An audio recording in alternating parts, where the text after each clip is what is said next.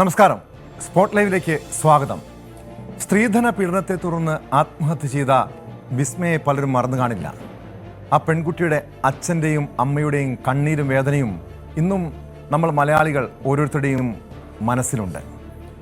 അന്ന് വിസ്മയ ആത്മഹത്യ ചെയ്ത കേസിൽ ഭർത്താവ് കിരൺകുമാറിന് കോടതി 10 വർഷം തടവ് ശിക്ഷ വിധിച്ചതാണ്. പിന്നീട് അയാൾ ആ വിധിക്കെതിരെ, വിചാരണ കോടതിയുടെ വിധിക്കെതിരെ ഹൈക്കോടതിയെ സമീപിച്ചു. പിന്നീട് സർക്കാർ പ്രതിക്ക് പരോളും അനുവദിച്ചു. എന്നാൽ ഇപ്പോൾ സുപ്രീം കോടതിയിൽ നിന്നും ഏറെ നിരാശപ്പെടുത്തുന്ന ഒരു വാർത്തയാണ് വരുന്നത്. സ്ത്രീധന പീഡനത്തെ തുടർന്ന് ആയുർവേദ മെഡിക്കൽ വിദ്യാർത്ഥിനി വിസ്മയ ജീവനൊടുക്കിയ കേസിലെ പ്രതി കിരൺകുമാറിന് സുപ്രീം കോടതി ജാമ്യം അനുവദിച്ചിരിക്കുന്നു. കിരൺകുമാറിന്റെ ഹർജിയിൽ സുപ്രീം കോടതിയാണ് ജാമ്യം അനുവദിച്ചത്. ഹൈക്കോടതി അപ്പീലിൽ തീരുമാനം വരും വരെയും ശിക്ഷാവിധിയും മരവിപ്പിച്ചു. മോട്ടോർ വാഹന വകുപ്പ് ഉദ്യോഗസ്ഥനായ കിരണിനെ കേസിനെ തുടർന്ന് സർവീസിൽ നിന്നും പുറത്താക്കിയിരുന്നു. കേസിൽ ശിക്ഷിക്കപ്പെട്ട കിരൺകുമാർ നിലവിൽ പരോളിലാണ്. MG മിഥുൻ ചേരുന്നുണ്ട് വിവരങ്ങളുമായി. മിഥുൻ, ഏറെ ഒരു നിരാശപ്പെടുത്തുന്ന വാർത്തയാണ്. കാരണം നമുക്കറിയാം, കേരളം ഏറെ ആഗ്രഹിച്ച ഒരു വിധിയായിരുന്നു ഈ വിസ്മയുടെ ഭർത്താവായിരുന്ന കിരൺകുമാറിന് 10 വർഷം തടവ് ശിക്ഷ വിധിച്ചു. കാരണം ഒരു പെൺകുട്ടി, അച്ഛൻ്റെയും അമ്മയുടെയും പ്രതീക്ഷയായിരുന്ന ഒരു ആയുർവേദ മെഡിക്കൽ വിദ്യാർത്ഥിനിയായിരുന്ന വിസ്മയ ഭർത്തൃപീഡനത്തെ തുടർന്ന്, സ്ത്രീധന പീഡനത്തെ തുടർന്ന് ആത്മഹത്യ ചെയ്യുന്നു.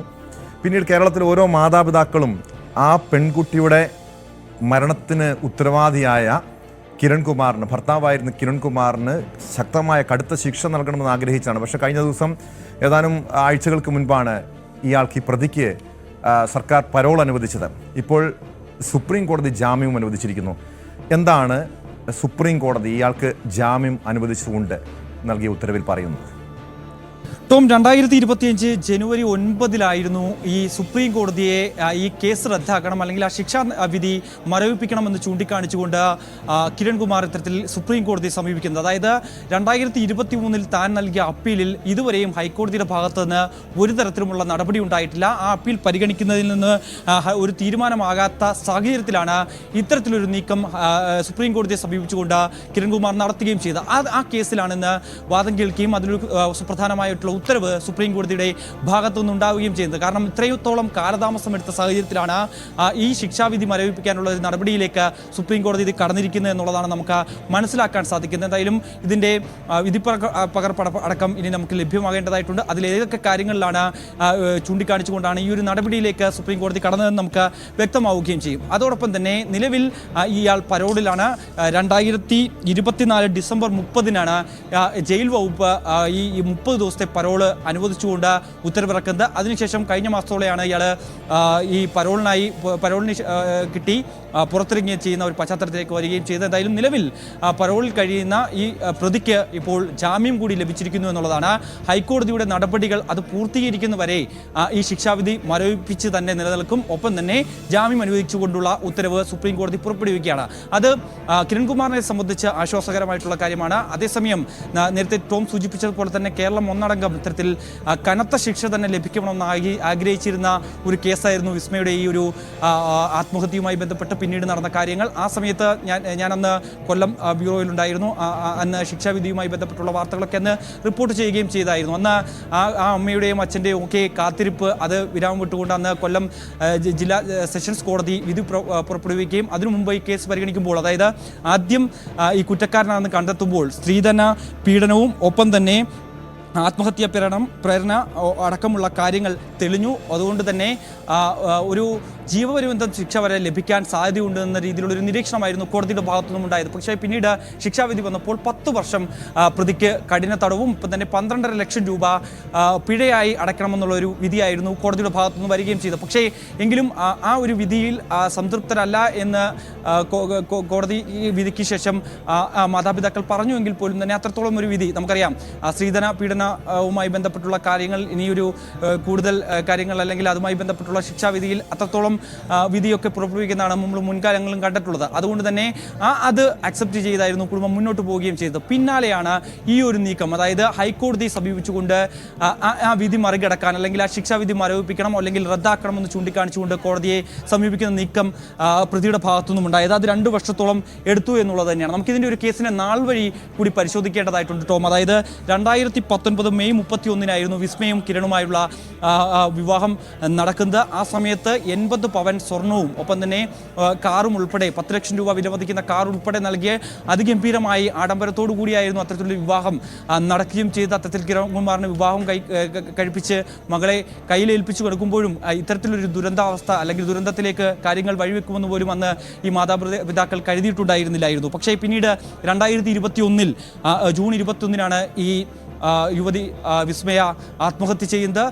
അതിനുശേഷം പിന്നീട് വലിയ കോളിളക്കം സൃഷ്ടിച്ച ഒരു കേസ് കൂടിയായിരുന്നു. തുടർന്ന് സ്ത്രീധന പീഡനത്തെ തുടർന്ന് നിരന്തരം വിസ്മയെ ഇയാൾ പീഡിപ്പിക്കുന്നുണ്ടായിരുന്നു. ഒപ്പം തന്നെ കിരൺകുമാറിൻ്റെ മാതാപിതാക്കളും സമാന രീതിയിൽ വിസ്മയെ പീഡിപ്പിക്കുന്നുണ്ടായിരുന്നു, മർദ്ദിക്കാറുണ്ടായിരുന്നു തുടങ്ങിയ വിവരങ്ങൾ സുഹൃത്ത് മുഖേനയാണ് അത് പുറത്തു വരുന്നത്. സുഹൃത്തിന് അയച്ച ചാറ്റിലൂടെയൊക്കെ ഈ ഫോട്ടോയും തന്നെ മർദ്ദിച്ചതിൻ്റെ ദൃശ്യങ്ങളും ഒക്കെ സുഹൃത്തിന് വിസ്മയെ കൈമാറിയിട്ടുണ്ടായിരുന്നു. ഈ വിവരങ്ങളൊക്കെ വെച്ചതിൻ്റെ അടിസ്ഥാനത്തിൽ ഡിജിറ്റൽ തെളിവുകളുടെ ഒക്കെ അടിസ്ഥാനത്തിലാണ് പിന്നീട് അത് കോടതിയിലേക്ക് വരികയും കൃത്യമായ ശിക്ഷ ഈ കിരൺകുമാറിന് ലഭിക്കുകയും ചെയ്തു. ഒപ്പം തന്നെ ജൂൺ 22 കൊലപാതകമെന്ന വിസ്മയുടെ കുടുംബത്തിൻ്റെ ആരോപണം ശരിവെച്ചുകൊണ്ട് ഈ ഭർത്താവായിട്ടുള്ള മോട്ടോർ വകുപ്പിൻ്റെ അസിസ്റ്റന്റ് മോട്ടോർ വെഹിക്കിൾ ഇൻസ്പെക്ടറായിരുന്ന കിരൺകുമാറിനെ പോലീസ് അറസ്റ്റ് ചെയ്യുന്നു. തുടർ നടപടികളിലേക്ക് കടക്കുകയായിരുന്നു. ജൂൺ 25 ഇത്തരത്തിൽ വിസ്മയുടേത് തൂങ്ങി മരണമാണ് എന്നുള്ള പോസ്റ്റ്മോർട്ടം പുറത്തുവരുന്നത്. കിരണിനെ പോലീസ് കസ്റ്റഡിയിൽ വാങ്ങുകയും പിന്നീട് അന്നത്തെ ഗവർണറായിരുന്ന ആരിഫ് മുഹമ്മദ് ഖാൻ അടക്കം ഉള്ളവർ ഈ വീട് സന്ദർശിക്കുകയും ആ കുടുംബത്തിന് പിന്തുണ നൽകുകയും ഈ നീതി ഉറപ്പാക്കുന്നതിന് വേണ്ടി എല്ലാവിധ പിന്തുണയും ഉറപ്പ് നൽകുകയും ചെയ്തതാണ്. പിന്നീട് നിരവധി മന്ത്രിമാർ അവിടെ എത്തിയിട്ടുണ്ടായിരുന്നു. പ്രതിപക്ഷ നേതാക്കൾ എത്തി ഈ കുടുംബത്തെ ആശ്വസിപ്പിക്കുകയും ഒപ്പം തന്നെ എല്ലാവിധ പിന്തുണയും വാഗ്ദാനം ചെയ്തതുമൊക്കെ നമ്മൾ കാണുകയും ചെയ്തതാണ്. പിന്നീട് അതുതന്നെയാണ് മിഥുൻ, ഇത്തരം കേസുകൾ പരിശോധിച്ചു കഴിഞ്ഞാൽ നമുക്കറിയാം ഇതുപോലുള്ളൊരു സംഭവം ഒരു പെൺകുട്ടിയുടെ ജീവൻ നഷ്ടപ്പെടുമ്പോൾ അന്ന് പിന്തുണയുമായി സ്വാഭാവികമായും പൊതുസമൂഹം ഒന്നടങ്കം, നേരത്തെ മിഥുൻ സൂചിപ്പിച്ചതുപോലെ രാഷ്ട്രീയ നേതാക്കളൊക്കെ ആ കുടുംബത്തിന് പിന്തുണയുമായി എത്തും. പക്ഷേ പ്രതികൾ പലപ്പോഴും ശിക്ഷിക്കപ്പെടാറില്ല. അവർ അതിനുശേഷം മറ്റു വിവാഹം കഴിച്ച് സുഖമായി ജീവിക്കുന്നതൊക്കെ ആയിരിക്കും സാഹചര്യം. പക്ഷേ ഇവിടെ വിസ്മയ കേസിൽ മറിച്ചായിരുന്നു. അതിവേഗത്തിൽ തന്നെ കേസിൻ്റെ കുറ്റപത്രം സമർപ്പിക്കുന്നു, വിചാരണ നടക്കുന്നു, വിധി വരുന്നു. അതായത് ഏകദേശം 1-2 വർഷത്തിനുള്ളിൽ തന്നെ ഈ കേസുമായി ബന്ധപ്പെട്ട് അതിവേഗത്തിൽ തന്നെ കേസിലെ വിധി വന്നതാണ്. അന്ന് നമ്മൾ ആഗ്രഹിച്ചത്, കേരളത്തിലെ പൊതുസമൂഹം ആഗ്രഹിച്ചൊരു വിധി തന്നെയായിരുന്നു. പക്ഷേ ഇപ്പോൾ ഈ ജാമ്യം കിട്ടിയിരിക്കുന്നു. അതുമാത്രമല്ല, ഇവിടെ ഹൈക്കോടതി അപ്പീലിൽ തീരുമാനം വരും വരെയും ശിക്ഷാവിധിയും മരവിപ്പിച്ചിട്ടുണ്ട്. ഇനി എന്തായാലും ഹൈക്കോടതിയുടെ നിലപാടായിരിക്കും ഇതിൽ നിർണായകമാവുക.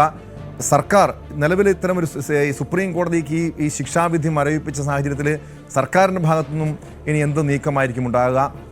അതിവേഗത്തിൽ തന്നെ ഈ കിരൺകുമാറിൻ്റെ പ്രതിയുടെ അപ്പീലിന്മേലുള്ള ഒരു നടപടികളിലേക്ക് അല്ലെങ്കിൽ അതിൻ്റെ ശിക്ഷാവിധി ഒത്തിരി വൈകാനുള്ള, നീണ്ടുപോകാനുള്ള സാധ്യതയുണ്ടോ? നിലവിലെ സാഹചര്യത്തിൽ ഇതുമായി ബന്ധപ്പെട്ട ഔദ്യോഗിക പ്രതികരണങ്ങളൊന്നും തന്നെ സർക്കാർ വൃത്തങ്ങളിൽ നിന്ന് ലഭ്യമായിട്ടില്ല എന്നുള്ളത് തന്നെയാണ്. എന്തായാലും ഹൈക്കോടതിയുടെ പരിഗണനയിൽ ഈ വിഷയം ഇരിപ്പുണ്ട്. കഴിഞ്ഞ 2 വർഷമായി ഈ അപ്പീലുമായി ബന്ധപ്പെട്ടുള്ള യാതൊരുവിധ ചലനങ്ങളും ഉണ്ടായിട്ടില്ല എന്നുള്ളത് തന്നെയാണ്. നിലവിൽ സുപ്രീം കോടതി ഒരു നിരീക്ഷണം അതിൽ എടുത്തു പറയേണ്ടതാണ്. അതായത് ഹൈക്കോടതിയുടെ നടപടികൾ ഉണ്ടാകുന്നവരെ അല്ലെങ്കിൽ ഈ കേസുമായി ബന്ധപ്പെട്ട ഒരു അന്തിമ തീരുമാനത്തിലേക്ക്, അപ്പീലുമായി ബന്ധപ്പെട്ടുള്ള അന്തിമ വിധിയിലേക്ക് വരുന്നതുവരെ നിലവിൽ ജാമ്യം അനുവദിക്കുന്നു എന്നുള്ള രീതിയിലാണ് സുപ്രീം കോടതി ഇപ്പോൾ ഈ ഒരു ജാമ്യം അനുവദിച്ചുകൊണ്ട് ഉത്തരവിറക്കിയിരിക്കുന്നത്. പക്ഷേ ക്ഷണനേരത്തിൽ ഈ ഒരു കേസ് പരിഗണിക്കണമോ അല്ലെങ്കിൽ അത്തരത്തിലൊരു കടുത്ത നിർദ്ദേശമൊന്നും തന്നെ സുപ്രീം കോടതി ഭാഗത്തുനിന്ന് ഉണ്ടായിട്ടില്ല എന്നുള്ളതാണ് ഏറ്റവും പ്രധാനപ്പെട്ട കാര്യം. ഒപ്പം തന്നെ നേരത്തെ സൂചിപ്പിച്ചതുപോലെ തന്നെ 8 മാസം കൊണ്ട്, അതായത് 8 മുതൽ 9 മാസം കൊണ്ട് ആയിരുന്നു ഈ അന്വേഷണം പൂർത്തീകരിച്ച് കുറ്റപത്രം സമർപ്പിക്കുകയും ഒപ്പം തന്നെ ഈ കേസിൽ വിധി വരികയും ചെയ്യുന്നത്. അതായത് 2021 ജൂൺ 21 ഈ ആത്മഹത്യ വിസ്മയ ചെയ്യുന്നത്. അതിനുശേഷം ഈ ജൂൺ 25 ഇയാളുടെ അറസ്റ്റ് രേഖപ്പെടുത്തുന്നു. തുടർന്ന് 2022 മെയ് 23 ശിക്ഷാവിധി വരികയും ചെയ്യുന്നത്. അത്തരത്തിൽ കുറ്റക്കാരനാണെന്ന് കണ്ടെത്തി തുടർന്ന് ശിക്ഷാവിധി വരികയും ചെയ്യുന്നു. അത്രത്തോളം ഫാസ്റ്റായിട്ടായിരുന്നു ഇതിൻ്റെ നടപടിക്രമങ്ങൾ അന്വേഷണ സംഘം പൂർത്തീകരിക്കുകയും ഒപ്പം തന്നെ ഡിജിറ്റൽ തെളിവുകളായി തെളിവുകളായിരുന്നു ഇതിൽ ഏറ്റവും നിർണായകമാവുകയും ചെയ്തത്. കൂട്ടുകാരിക്ക് അയച്ച ആ ഡിജിറ്റൽ തെളിവുകൾ, ആ വാട്സാപ്പ് ചാറ്റുകളും ഒക്കെ ഈ കേസിൽ വളരെ നിർണായകമാവുകയും ചെയ്തു. ഈ വാദത്തിനിടയിൽ ഈ ഡിജിറ്റൽ തെളിവുകളൊന്നും പരിഗണിക്കരുത്, അല്ലെങ്കിൽ ഇതിൽ തനിക്ക് പങ്കില്ല എന്നടക്കമുള്ള വാദങ്ങൾ കിരൺകുമാറിന്റെ അഭിഭാഷകൻ മുന്നോട്ട് വെച്ചുവെങ്കിൽ പോലും തന്നെ അതൊക്കെ കോടതി തള്ളുന്നതാണ് നമ്മൾ പിന്നീട് കാണുകയും ചെയ്തു. ഒപ്പം തന്നെ ഈ അറസ്റ്റ് രേഖപ്പെടുത്തിയതിനു ശേഷം പലതവണ ജാമ്യാപേക്ഷയുമായി കോടതിക്ക് മുന്നിലേക്ക് കിരൺകുമാർ വന്നിരുന്നു. ആ വേളയിലൊക്കെ തന്നെ അത് നിരാകരിച്ചുകൊണ്ടായിരുന്നു, അതെല്ലാം തന്നെ ആ ഹർജിയൊക്കെ തള്ളിക്കൊണ്ടായിരുന്നു ശിക്ഷാവിധിയിലേക്ക് കൊല്ലം അഡീഷണൽ സെഷൻസ് കോടതി കടക്കുകയും ചെയ്തത്. അതിന് പിന്നാലെയാണ് പിന്നീട് കോടതിയിലേക്ക്, അതായത് ഒരു ഹയർ കോടതിയിലേക്ക്, സ്വാഭാവികമായും നമ്മുടെ നിയമവ്യവസ്ഥ അനുസരിച്ച് ഒരു താഴെയുള്ള കോടതിയിൽ ഒരു വിധി പുറപ്പെടുവിച്ചാൽ മേൽക്കോടതിയെ സമീപിക്കാനുള്ള നിയമ വ്യവസ്ഥയുണ്ട്. അത് അനുസരിച്ചുകൊണ്ട് തന്നെയാണ് ഈ പ്രതി കിരൺകുമാർ അത്തരത്തിലൊരു നീക്കം നടത്തുകയും ചെയ്തത്. പക്ഷേ അതിലൊക്കെ നമ്മൾ ആഗ്രഹിച്ചതുപോലെ തന്നെ, ഓരോ മലയാളികളും ആഗ്രഹിച്ചതുപോലെ തന്നെ അത്തരത്തിലൊരു നീക്കം പ്രതിയുടെ ഭാഗത്തുനിന്നുണ്ടാകുമ്പോൾ സ്വാഭാവികമായും മുൻകാലങ്ങളിലേക്ക് ചരിത്രം പരിശോധിക്കുമ്പോൾ ഈ രീതിയിൽ കോടതിയിൽ അപ്പീലിലേക്ക് പോകുമ്പോൾ അതിൻ്റെ സാധ്യതകൾ പരിഗണിച്ചുകൊണ്ട്, അല്ലെങ്കിൽ പ്രായം പരിഗണിച്ചുകൊണ്ട്, അല്ലെങ്കിൽ വീട്ടുകാരുടെയൊക്കെ കാര്യങ്ങളൊക്കെ പരിഗണിച്ചുകൊണ്ട് ഒരുപക്ഷെ ശിക്ഷയിൽ ഇളവുണ്ടാകുന്ന സാഹചര്യം ഉണ്ടാകാറുണ്ട്.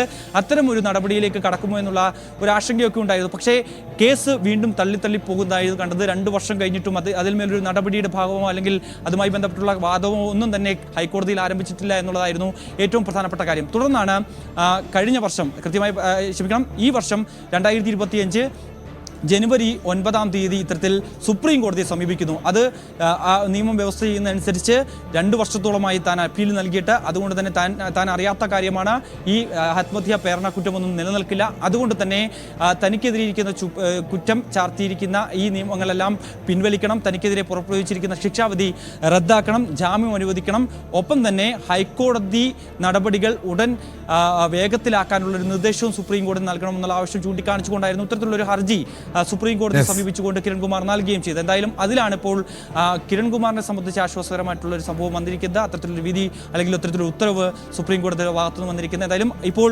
വിസ്മയുടെ കുടുംബവും ഇതുമായി ബന്ധപ്പെട്ടൊരു പ്രതികരണം നടത്തിയിട്ടുണ്ട്. ഒരു വിചിത്രമായ വിധിയാണ് സുപ്രീം കോടതിയുടെ ഭാഗത്തുനിന്നും ഉണ്ടായിരിക്കുന്നത്. ഒരിക്കലും അംഗീകരിക്കാൻ കഴിയില്ല. നിയമ നടപടികളുമായി മുന്നോട്ട് പോകുമെന്ന് തന്നെയാണ് കുടുംബം ഈ ഘട്ടത്തിൽ വ്യക്തമാണ്. MG മിഥുനാണ് വിവരങ്ങൾ നൽകിയത്. മിഥുൻ സൂചിപ്പിച്ചതുപോലെ ഈ സുപ്രീം കോടതിയുടെ ഈ തീരുമാനത്തിനെതിരെ, ഉത്തരവിനെതിരെ നിയമ നടപടിയുമായി മുന്നോട്ട് പോകാനാണ് വിസ്മയുടെ കുടുംബത്തിൻ്റെ തീരുമാനം. ക്രിപ്റ്റോ കറൻസി വഴിയുള്ള മയക്കുമരുന്ന് വിൽപ്പന കേസിൽ അന്വേഷണം ഊർജിതമാക്കിയ NCB. കെറ്റാമലോൺ ലഹരി ശൃംഖല ഡാർക്ക്നെറ്റ് വഴി 1 മാസം കൈകാര്യം ചെയ്തത് 10,000 LSD ബ്ലോട്ടുകളാണ്. പിടിയിലായ മൂവാറ്റുപുഴ സ്വദേശി എഡിസൺ ഡാർക്ക്നെറ്റിലെ പ്രധാന കണ്ണിയെന്നും NCB വ്യക്തമാക്കി. കുപ്രസിദ്ധ ലഹരി വിൽപ്പന സംഘം ട്രൈബ്സീസസ് ഗ്രൂപ്പുമായും എഡിസന് അടുത്ത ബന്ധമാണുള്ളത്. അറസ്റ്റിലായ എഡിസനെ ചോദ്യം ചെയ്യുന്നത് തുടരുകയാണ്. ഇയാളുടെ സഹായിയും NCBയുടെ കസ്റ്റഡിയിലുണ്ട്. ഡാനി ഇപ്പോൾ ചേരുന്നു വിവരങ്ങളുമായി. ഡാനി, ഡാർക്ക്നെറ്റിലെ വൻ തിമിംഗലമാണ് ഈ എഡിസൺ, മൂവാറ്റുപുഴ സ്വദേശി എഡിസൺ എന്നാണ് NCB വ്യക്തമാക്കുന്നത്. കൂടുതൽ പേർക്ക് ഈ കേസുമായി ബന്ധപ്പെട്ട് കൂടുതൽ മലയാളികൾക്ക് പങ്കുണ്ടോ? എങ്ങനെയായിരുന്നു ഈ സംഘത്തിൻ്റെ, ഈ ഡാർക്ക്നെറ്റ് വഴിയുള്ള ലഹരി ഇടപാടുകൾ?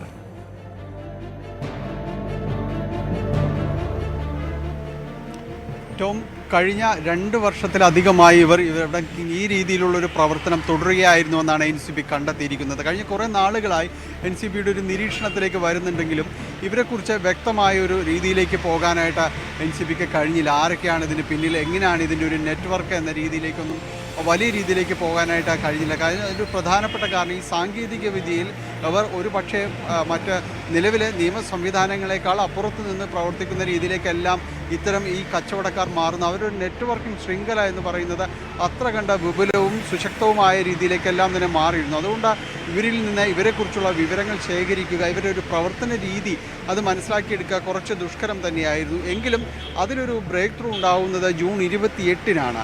അതിൽ കൊച്ചിയിലേക്ക് എത്തിയ പാർസൽ, അത് 3 പാർസലുകൾ വന്നിരുന്നു. അത് സംശയാസ്പദമായി, പ്രത്യേകിച്ച് NCB ഇത്തരം കാര്യങ്ങൾ നിരീക്ഷിച്ചു കൊണ്ടിരിക്കുകയാണ്. കാരണം കൊറിയർ വഴി, തപാൽ വഴി ഈ രീതിയിലുള്ള ലഹരി മരുന്ന് ഇടപാടുകൾ നടക്കുന്നത് നേരത്തെയും നമ്മൾ റിപ്പോർട്ട് ചെയ്തിട്ടുള്ള കാര്യമാണ്. പക്ഷേ ഇത്ര വലിയ ക്വാണ്ടിറ്റിയിലേക്ക് കാര്യങ്ങൾ വരിക, ഇങ്ങനെ യഥേഷ്ടം ഇവർക്ക് അത് ചെയ്യാവുന്ന മേഖലയാക്കി ഇവർ മാറ്റിയെടുത്തിട്ടുണ്ടായിരുന്നൊരു സംശയവുമുണ്ടായിരുന്നു. അങ്ങനെ സംശയിക്കുന്ന ഇടയിലും നിരീക്ഷണത്തിനുമിടയിലായിരുന്നു ഇവരുടെ ഒരു 3 കൊറിയർ ഇവിടേക്ക് എത്തുന്നത്, തപാൽ എത്തുന്നത്. ഇതിനുശേഷം ഇത് ഏത് രീതിയിൽ ആണ് ഇത് ഇവിടേക്ക് എത്തിച്ചത് എന്നതടക്കമുള്ള കാര്യങ്ങൾ പരിശോധിക്കുമ്പോഴാണ് ഇതെല്ലാം മൂവാറ്റുപുഴ സ്വദേശിയായ എഡിസണിലേക്കാണ് ഈ അന്വേഷണം എല്ലാം തന്നെ ചെന്നെത്തി നിൽക്കുന്നത്. തുടർന്ന് തൊട്ടടുത്ത ദിവസം തന്നെയാണ് പരിശോധന നടത്തുന്നത്. കാരണം ഏതാണ്ട് ഒരു രൂപം ഈ ശൃംഖലയെക്കുറിച്ച് അവർക്ക് ഉണ്ടായിരുന്നു. അപ്പോൾ തൊട്ടടുത്ത ദിവസം തന്നെ ഈ പരിശോധന നടത്തുമ്പോഴാണ് ഞെട്ടിക്കുന്ന രീതിയിലുള്ള ഇത്തരം കാര്യങ്ങൾ ലഭിക്കുന്നത്. കാരണം അവിടെ നിന്ന് ഈ കൊറിയർ വഴി വന്ന ഈ ലഹരിക്ക് തന്നെ ഏതാണ്ട് 35 ലക്ഷത്തോളം രൂപ വില വരുന്ന രീതിയിലുള്ളതാണ്. പിന്നീട് അത് തന്നെയാണ് കാരണം എൻസിബിയുടെ അന്വേഷണത്തിൽ ഇതുമായി ബന്ധപ്പെട്ട വിവരങ്ങൾ ഏകദേശം 4 മാസത്തോളം ഈ സംഘത്തെ നിരീക്ഷിക്കുന്നു. മാത്രമല്ല കഴിഞ്ഞ ദിവസം ഡാനി സൂചിപ്പിച്ചതുപോലെ ലക്ഷങ്ങൾ വിലമതിക്കുന്ന ഏകദേശം 35 ലക്ഷത്തോളം വിലമതിക്കുന്ന ലഹരി വസ്തുക്കൾ ഇയാളുടെ വീട്ടിൽ നിന്ന് കണ്ടെത്തുന്നു. 2 വർഷത്തോളമായി ഈ ഒരു ഡാർക്ക് നെറ്റ് വഴിയുള്ള ലഹരി ഇടപാടുകൾ നടക്കുന്നുണ്ട് എന്നാണ് എൻസിബിയുടെ അന്വേഷണത്തിൽ വ്യക്തമായതും. എങ്ങനെയാണ് ഈ സംഘത്തിലേക്ക് എൻസിബിക്ക് എത്താൻ കഴിഞ്ഞത്? ഇതിന് പിന്നിൽ വലിയൊരു രാജ്യാന്തര ലഹരി ശൃംഖലയുമായി ഇവർക്ക് ബന്ധമുണ്ട് എന്ന സംശയത്തിലേക്ക് തന്നെയാണോ, അങ്ങനെയാണോ ഈ ഒരു സംഘത്തിലേക്ക് മൂവാറ്റുപുഴ സ്വദേശിയിലേക്ക് അന്വേഷണം എത്തുന്നത്?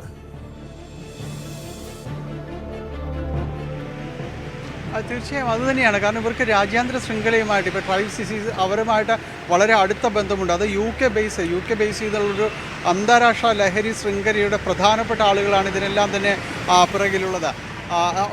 ഇവരുമായിട്ടെല്ലാം തന്നെ ഇയാളെ അടുത്ത ബന്ധം പുലർത്തിയിരുന്നതായിട്ട് സ്ഥിരീകരിച്ചിട്ടുണ്ട്.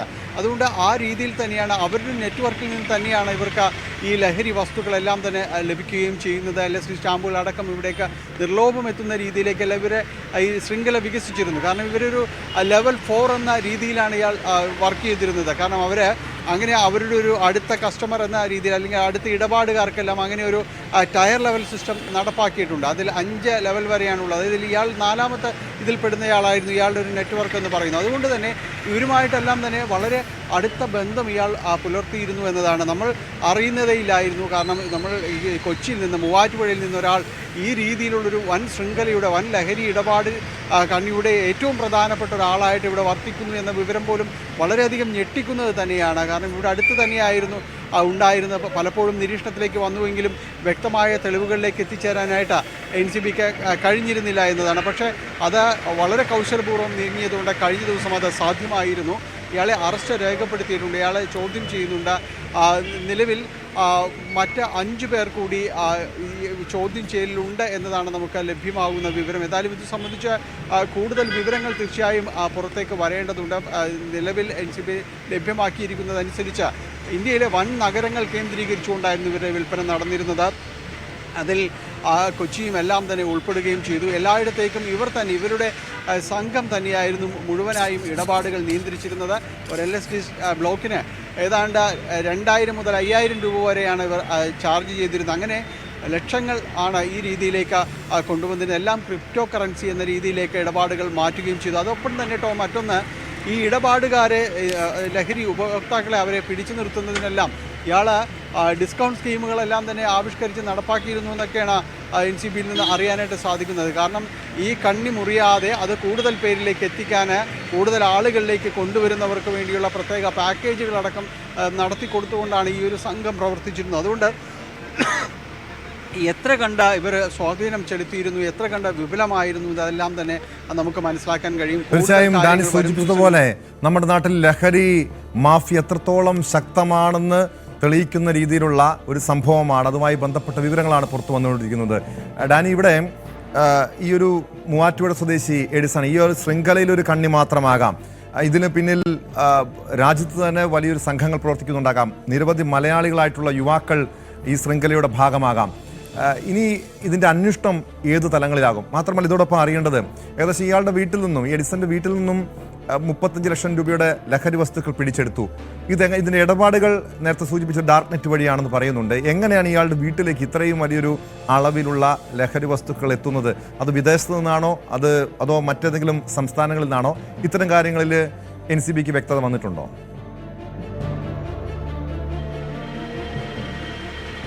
ഈ കാര്യങ്ങളിൽ എൻസിബി പറയുന്നത് ഇയാൾക്ക് UK ബേസ് ചെയ്തുള്ള ഈ ട്രൈബ് സിസ്റ്റീസ് അവരുമായിട്ടെല്ലാം തന്നെ വളരെ അടുത്ത ബന്ധമുണ്ടെന്ന് അവർ വഴിയാണ് ഈ ഇത്തരം കാര്യങ്ങൾ, ലഹരി വസ്തുക്കൾ ഇവരിലേക്ക് എത്തുന്നത് എന്നതാണ് പറഞ്ഞിരിക്കുന്നത്. പക്ഷേ അവിടെ നിന്ന് നേരിട്ട് UK നിന്ന് നേരിട്ട് ആവുന്ന രീതിയിൽ ഒരുപക്ഷെ അങ്ങനെ ആയിരിക്കില്ല.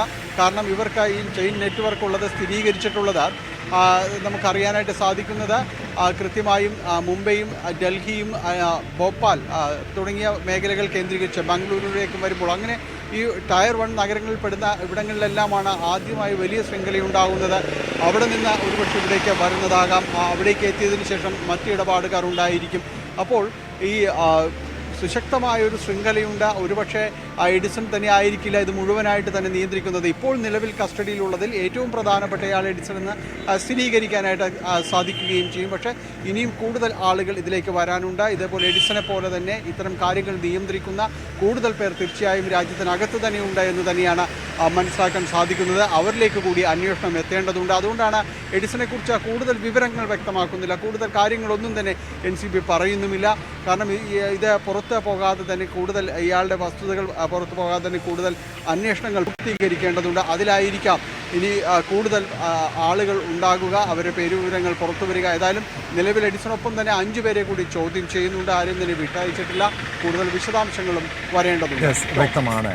ഡാനി പോളാണ് വിവരങ്ങൾ നൽകിയത്. മറ്റൊരു പ്രധാനപ്പെട്ട വാർത്തയിലേക്കാണ് സ്പോട്ട് ലൈവിന് പോകുന്നത്. Janaki versus state of Kerala എന്ന സിനിമ ഹൈക്കോടതി കാണും. കൊച്ചിയിലെ സ്റ്റുഡിയോയിൽ ശനിയാഴ്ച രാവിലെ 10-നാണ് സിനിമ കാണുക. സിനിമയ്ക്ക് പ്രദർശനാനുമതി നൽകാത്തത് ചോദ്യം ചെയ്ത് നിർമ്മാതാക്കൾ നൽകിയ ഹർജി പരിഗണിച്ചാണ് ചിത്രം കാണാനുള്ള തീരുമാനം. ബുധനാഴ്ച ഹർജി വീണ്ടും പരിഗണിക്കും. വിവരങ്ങളുമായി കൊച്ചിയിൽ നിന്ന് ആജ്ഞ രവീന്ദ്രൻ ചേരുന്നുണ്ട്. ആജ്ഞ, ഇവിടെ സിനിമയുമായി ബന്ധപ്പെട്ട വിവാദം പിന്നീട് നമുക്കറിയാം വലിയ പ്രതിഷേധങ്ങൾക്ക് വരെയും കഴിഞ്ഞ ദിവസം സാക്ഷ്യം വഹിച്ചതാണ്. എന്നാൽ കഴിഞ്ഞ ദിവസം ഹൈക്കോടതി ഇതുമായി ബന്ധപ്പെട്ട ആർക്കാണ് ഈ പേര്, ഈ ജാനകി എന്ന പേരിന് എന്താണ് പ്രശ്നം, ആർക്കാണത് ബുദ്ധിമുട്ടുണ്ടാക്കുന്നത് തുടങ്ങിയ വിമർശനം ഹൈക്കോടതി തന്നെ ഉന്നയിച്ചതാണ്. ഇപ്പോൾ സിനിമാ പ്രവർത്തകരെ സംബന്ധിച്ച്, സിനിമയുടെ അണിയറ പ്രവർത്തകരെ സംബന്ധിച്ച് വലിയ പ്രതീക്ഷ നൽകുന്ന ഒരു തീരുമാനം തന്നെയാണ് ഹൈക്കോടതിയുടെ ഭാഗത്തു നിന്നുണ്ടാകുന്നത്. ഈ സിനിമ കണ്ട ശേഷം ഹൈക്കോടതി ഇതിന്മേൽ ഒരു ഉത്തരവ് നൽകുമെന്നാണോ പ്രതീക്ഷിക്കേണ്ടത്?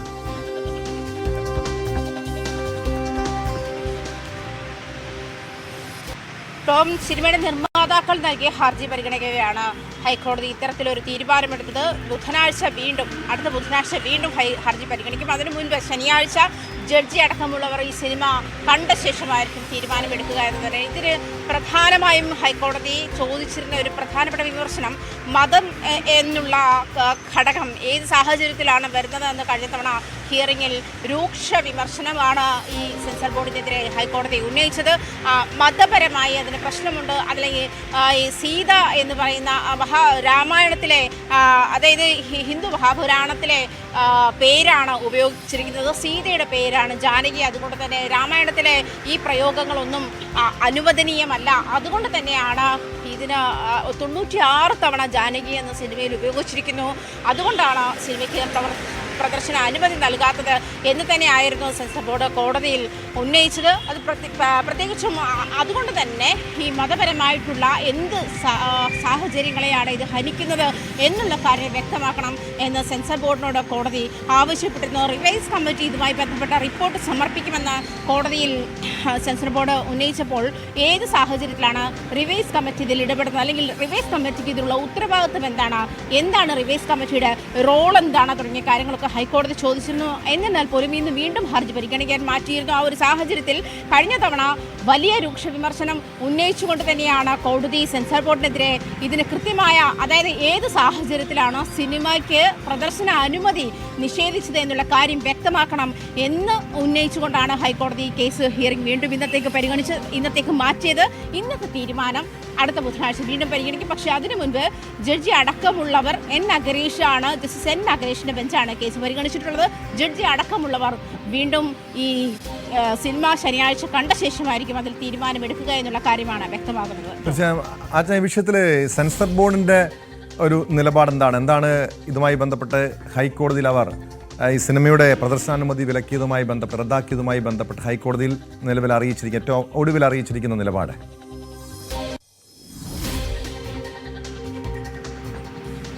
സിനിമ മതപരമായി മതത്തെ ബാധിക്കുന്ന തരത്തിലാണ് സിനിമയുടെ പേര്. Janaki versus state of Kerala എന്നാണ് സിനിമയുടെ പേര്. ജാനകി എന്ന് പറയുന്നത് സീതയുടെ പേരാണ്. സീതയുടെ പേരിൻ്റെ പര്യായങ്ങളാണ്. അതുകൊണ്ട് തന്നെയാണ് ജാനകി എന്നുള്ള പേര് ഉപയോഗിക്കാൻ പാടില്ല, പേര് മാറ്റണം എന്നുള്ള നിർദ്ദേശമായിരുന്നു സെൻസർ ബോർഡ് സിനിമയുടെ അണിയറ പ്രവർത്തകർക്ക് മുന്നിലേക്ക് വെച്ചിരുന്ന ആവശ്യം. അതായത് അത് മാറ്റില്ല. പക്ഷേ ആ ഒരു സാഹചര്യം എങ്ങനെയാണ്? അങ്ങനെയെങ്കിൽ ജാനകി എന്ന പേരോ, അതല്ലെങ്കിൽ മിക്കവാറും എല്ലാ സ്ത്രീകൾക്കും അല്ലെങ്കിൽ എല്ലാ സിനിമകൾക്കും സ്ത്രീകളുടെയും രണ്ടുപേരുടെയും പേര് ഈ ഹിന്ദുമതവുമായി ബന്ധപ്പെട്ടുള്ളതാണല്ലോ എന്ന് കോടതി ചോദിക്കുന്ന സാഹചര്യമുണ്ടായി. അങ്ങനെയെങ്കിൽ ഒരു പേരും ഇടാൻ പറ്റാത്ത, സിനിമയ്ക്ക് ഒരു പേരും നൽകാൻ പറ്റാത്ത സാഹചര്യം ഉണ്ടാവും. കലാകാരൻ്റെ ആവിഷ്കാര സ്വാതന്ത്ര്യമാണ്. പേര് എങ്ങനെ ഇടണമെന്ന് സെൻസർ ബോർഡ് അല്ല തീരുമാനിക്കേണ്ടത്. പേര്, സിനിമയുടെ പേര് നിർദ്ദേശിക്കേണ്ടതും അതിൻ്റെ കോണ്ടന്റ് നിർദ്ദേശിക്കേണ്ടതും കലാകാരന്മാരാണ്. അവരുടെ ആവിഷ്കാര സ്വാതന്ത്ര്യത്തിന്മേലുള്ള കടന്നുകയറ്റമാണ് ഇത് തന്നെയായിരുന്നു കോടതി ഈ സെൻസർ ബോർഡിനെതിരെ ഉന്നയിച്ച രൂക്ഷ വിമർശനത്തിൽ പറഞ്ഞത്. അപ്പോഴും സെൻസർ ബോർഡ് റിവൈസ് കമ്മിറ്റി ഇക്കാര്യത്തിൽ റിപ്പോർട്ട് നൽകും. റിവൈസ് കമ്മിറ്റി നൽകിയിരിക്കുന്ന അല്ലെങ്കിൽ സമർപ്പിച്ചിരിക്കുന്ന റിപ്പോർട്ടിൽ ഇത്തരത്തിൽ മതത്തെ ഹനിക്കുന്ന തരത്തിൽ അല്ലെങ്കിൽ മതത്തിൻ്റെ ആചാരങ്ങളെ ഹനിക്കുന്ന തരത്തിലുള്ള പേരാണ് എന്നുള്ള കാര്യമായിരുന്നു പ്രധാനമായും ചൂണ്ടിക്കാട്ടിയത്. റിവൈസ് കമ്മിറ്റിക്ക് ഇതിലെന്താണ് റോള് എന്ന് ഹൈക്കോടതി ചോദിക്കുകയും ചെയ്തിരുന്നു. അങ്ങനെ രൂക്ഷ വിമർശനമാണ് ഹൈക്കോടതി സെൻസർ ബോർഡിനെതിരെ ഉന്നയിച്ചത്. ആ ഒരു സാഹചര്യത്തിലാണ് ഇപ്പോൾ സിനിമ പൂർണ്ണമായും കണ്ട ശേഷം അന്തിമ തീരുമാനമെടുക്കുമെന്ന് ഹൈക്കോടതി തീരുമാനിച്ചത്. അതുകൊണ്ട് തന്നെ അടുത്ത ബുധനാഴ്ചത്തേക്ക് കേസ് വീണ്ടും പരിഗണിക്കും. ഈ വരുന്ന ശനിയാഴ്ച ജഡ്ജി ഈ സിനിമ കണ്ട ശേഷം അതിൽ കൂടുതൽ തീരുമാനമുണ്ടാകുമെന്നാണ് മനസ്സിലാക്കാൻ കഴിയുന്നത് കേട്ടോ. വ്യക്തമാണ്.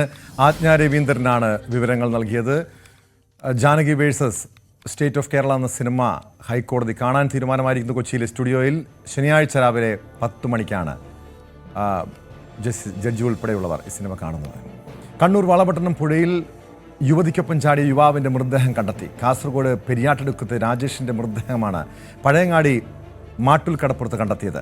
ഞായറാഴ്ച രാവിലെയാണ് രാജേഷിനെയും ഭർത്തൃമതിയായ യുവതിയെയും പെരിയാട്ടടുക്കത്തു നിന്നും കാണാതായത്. യുവതിയെ വളപട്ടണം പുഴയിൽ നിന്ന് പരിസരവാസികളാണ് രക്ഷപ്പെടുത്തിയത്. KV ബൈജു ചേരുന്നുണ്ട് വിവരങ്ങളുമായി. ബൈജു, ഈ രണ്ടുപേരും ഒന്നിച്ച് ആത്മഹത്യ ചെയ്യാൻ ഉള്ള ശ്രമമായിരുന്നു നടത്തിയെന്നാണ് മനസ്സിലാക്കുന്നത്. എന്താണ് അതിന് കാരണം?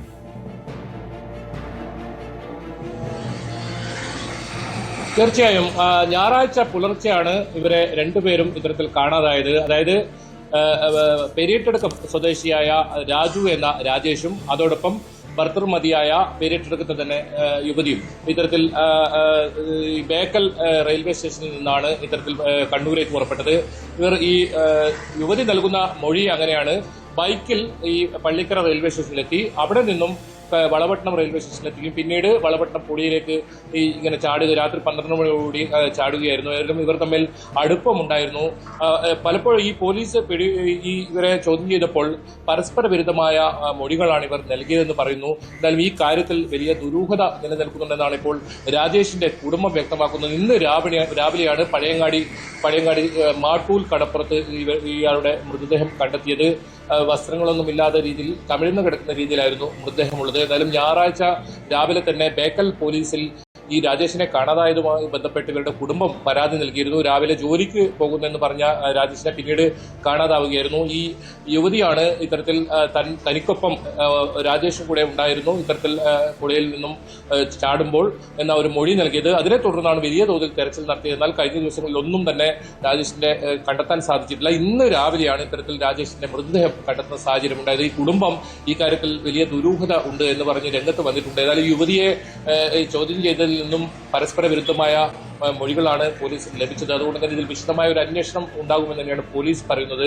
ഇവർ തമ്മിൽ അടുപ്പത്തിലായിരുന്നു. അങ്ങനെയാണ് ഇരുവരും തമ്മിലുള്ള ഈ അടുപ്പത്തെ കുറിച്ച് ഇവർ രണ്ടുപേരുടെയും കുടുംബത്തിന് അറിയാമായിരുന്നോ? ഒരുപക്ഷെ അതായിരിക്കുമോ ഈ ഒരു വഴിവിട്ട ബന്ധം പിടിക്കപ്പെടുന്നു, അതിൻ്റെ ഒരു മനോവിഷമത്തിൽ ഇരുവരും ചേർന്ന് ആത്മഹത്യ ചെയ്യാൻ ശ്രമിക്കുന്നു, അങ്ങനെയാണോ മനസ്സിലാക്കേണ്ടത്? ടോമെ, അത്തരത്തിലുള്ള വിവരങ്ങൾ പുറത്തു വരുന്നില്ല. പക്ഷെ നമ്മൾ മനസ്സിലാക്കുന്നത് ഇവർ തമ്മിൽ അടുപ്പത്തിലായിരുന്നു. ഇവർക്ക് 2 മക്കളും അതുപോലെ തന്നെ ഭർത്താവും ഉണ്ട്. അതുകൊണ്ട് തന്നെ ഒരുമിച്ച് ജീവിക്കാൻ കഴിയില്ല എന്ന ഒരു പേരിൽ ഇത്തരത്തിൽ ആത്മഹത്യാ ശ്രമമാണോ എന്ന ഒരു സംശയമാണ് പറയുന്നത്. ഇക്കാര്യത്തിൽ ഒരു വ്യക്തത പോലീസിന്റെ ഭാഗത്തു നിന്നും ഉണ്ടായിട്ടില്ല. ഇവർ തമ്മിൽ നേരത്തെ ബന്ധമുണ്ടായോ അത്തരത്തിൽ കാര്യങ്ങളൊന്നും പോലീസിന് കണ്ടെത്താൻ സാധിച്ചിട്ടില്ല. ഇവരുടെ മൊഴി നേരത്തെ പറഞ്ഞതുപോലെ തന്നെ പരസ്പര വിരുദ്ധമായ മൊഴിയായിരുന്നു. പക്ഷേ ഈ രണ്ടുപേരും ഒരുമിച്ചാണ് ഇത്തരത്തിൽ പുഴയിൽ ചാടിയത്. താനാണ് ആദ്യം ചാടിയത്, പിന്നീട് രാജേഷ് ചാടുകയായിരുന്നു എന്നാണ് ആദ്യം മൊഴി നൽകിയതെങ്കിൽ പിന്നീട് രാജേഷ് ആദ്യം ചാടിയെന്നും പിന്നീട് താൻ പിറകെ ചാടിയെന്നുമായിരുന്നു ഈ യുവതി ഇത്തരത്തിൽ മൊഴി നൽകിയത്. അങ്ങനെ പരസ്പര വിരുദ്ധമായ മൊഴികളായിരുന്നു. ഒടുവിൽ ഇവർ നീന്തി രക്ഷപ്പെടുകയായിരുന്നു. പിന്നീട് മത്സ്യത്തൊഴിലാളികൾ ഇത് ശ്രദ്ധയിൽപ്പെടുകയും ഇവരെ രക്ഷപ്പെടുന്ന സാഹചര്യമാണ് ഉണ്ടായത്. അതിനെ തുടർന്ന് കണ്ണൂർ വളപട്ടണം പോലീസ് ഇവരെ വിശദമായി ചോദ്യം ചെയ്തിരുന്നു. ഒടുവിൽ ബേക്കൽ പോലീസാണ് ഇത് സംബന്ധിച്ച് കേസ് രജിസ്റ്റർ ചെയ്തത്. 2 പരാതികളിലും കേസ് രജിസ്റ്റർ ചെയ്തിട്ടുണ്ടായിരുന്നു. പിന്നീട് ഇവരെ ബേക്കൽ പോലീസ് സ്റ്റേഷനിലെത്തുകയും കോടതിയിൽ ഹാജരാക്കി ഇവരെ സ്വന്തം ഇഷ്ടപ്രകാരം പോകാൻ അനുവദിക്കുകയായിരുന്നു. അങ്ങനെ ഭർത്താവിനും മക്കൾക്കും ഒപ്പം യുവതി പോകുന്ന ഒരു സാഹചര്യമാണ് ഉണ്ടായത്. രാജേഷിനെ അപ്പോഴും കണ്ടെത്താൻ സാധിക്കാത്ത ഒരു അവസ്ഥയുണ്ടായിരുന്നു. രാജേഷ് എവിടെയെന്ന ഒരു ചോദ്യം ഉണ്ടായിരുന്നു. അതിനാണ് ഇപ്പോൾ ഉത്തരം ആയിരിക്കുന്നത്. വളരെ സങ്കടകരമായ ഒരു വിവരം. രാവിലെയാണ് ഇങ്ങനെ മരിച്ച നിലയിൽ മൃതദേഹം കണ്ടെത്തിയത്. പഴയങ്ങാടി മാട്ടൂൽ കടപ്പുറത്തായിരുന്നു ഈ മൃതദേഹം കണ്ടെത്തിയത്. എന്തായാലും ഇത് സംബന്ധിച്ച് കൂടുതൽ അന്വേഷണം പോലീസിന്റെ ഭാഗത്ത് നടക്കുന്നുണ്ട്. ഈ യുവതിയുടെ മൊഴി പൂർണ്ണമായും ഒരു വിശ്വാസത്തിലെടുക്കാൻ സാധിച്ചിട്ടില്ല. എന്താണ് ഇവർ തമ്മിലുണ്ടായ പ്രശ്നം, അത്തരം കാര്യങ്ങളൊക്കെ അറിയാനുണ്ട്. ഇത് പോലീസിന്റെ ഭാഗത്തു നിന്നും ഔദ്യോഗികമായ കാര്യങ്ങൾ പുറത്തു വന്നിട്ടില്ല. ഇവർ നേരത്തെ തമ്മിൽ തർക്കമുണ്ടായിരുന്നോ, മറ്റെന്തെങ്കിലും പ്രശ്നം, വീട്ടുകാരുമായി പ്രശ്നങ്ങളുണ്ടായോ, അങ്ങനെയൊന്നും ഇതുവരെ പുറത്തു വന്നിട്ടില്ല. ഒരു പക്ഷേ പോലീസ് നമ്മോട് പറയുന്നത് ഒരുമിച്ച് ജീവിക്കാൻ കഴിയില്ല എന്നതുകൊണ്ട് ഇവർ ഇങ്ങനെ ആത്മഹത്യ ചെയ്യാൻ തീരുമാനിക്കുകയും അങ്ങനെ ഇവർ ഈ വളപട്ടണത്തെത്തുകയും അവിടെ ചാടുകയായിരുന്നു. ആ യുവാവിനെ വളപട്ടണം പുഴയിൽ യുവതിക്കൊപ്പം ചാടിയ യുവാവിന്റെ മൃതദേഹമാണ് കണ്ടെത്തിയിരിക്കുന്നത്. ഇപ്പോൾ ഒരു ഇടവേള.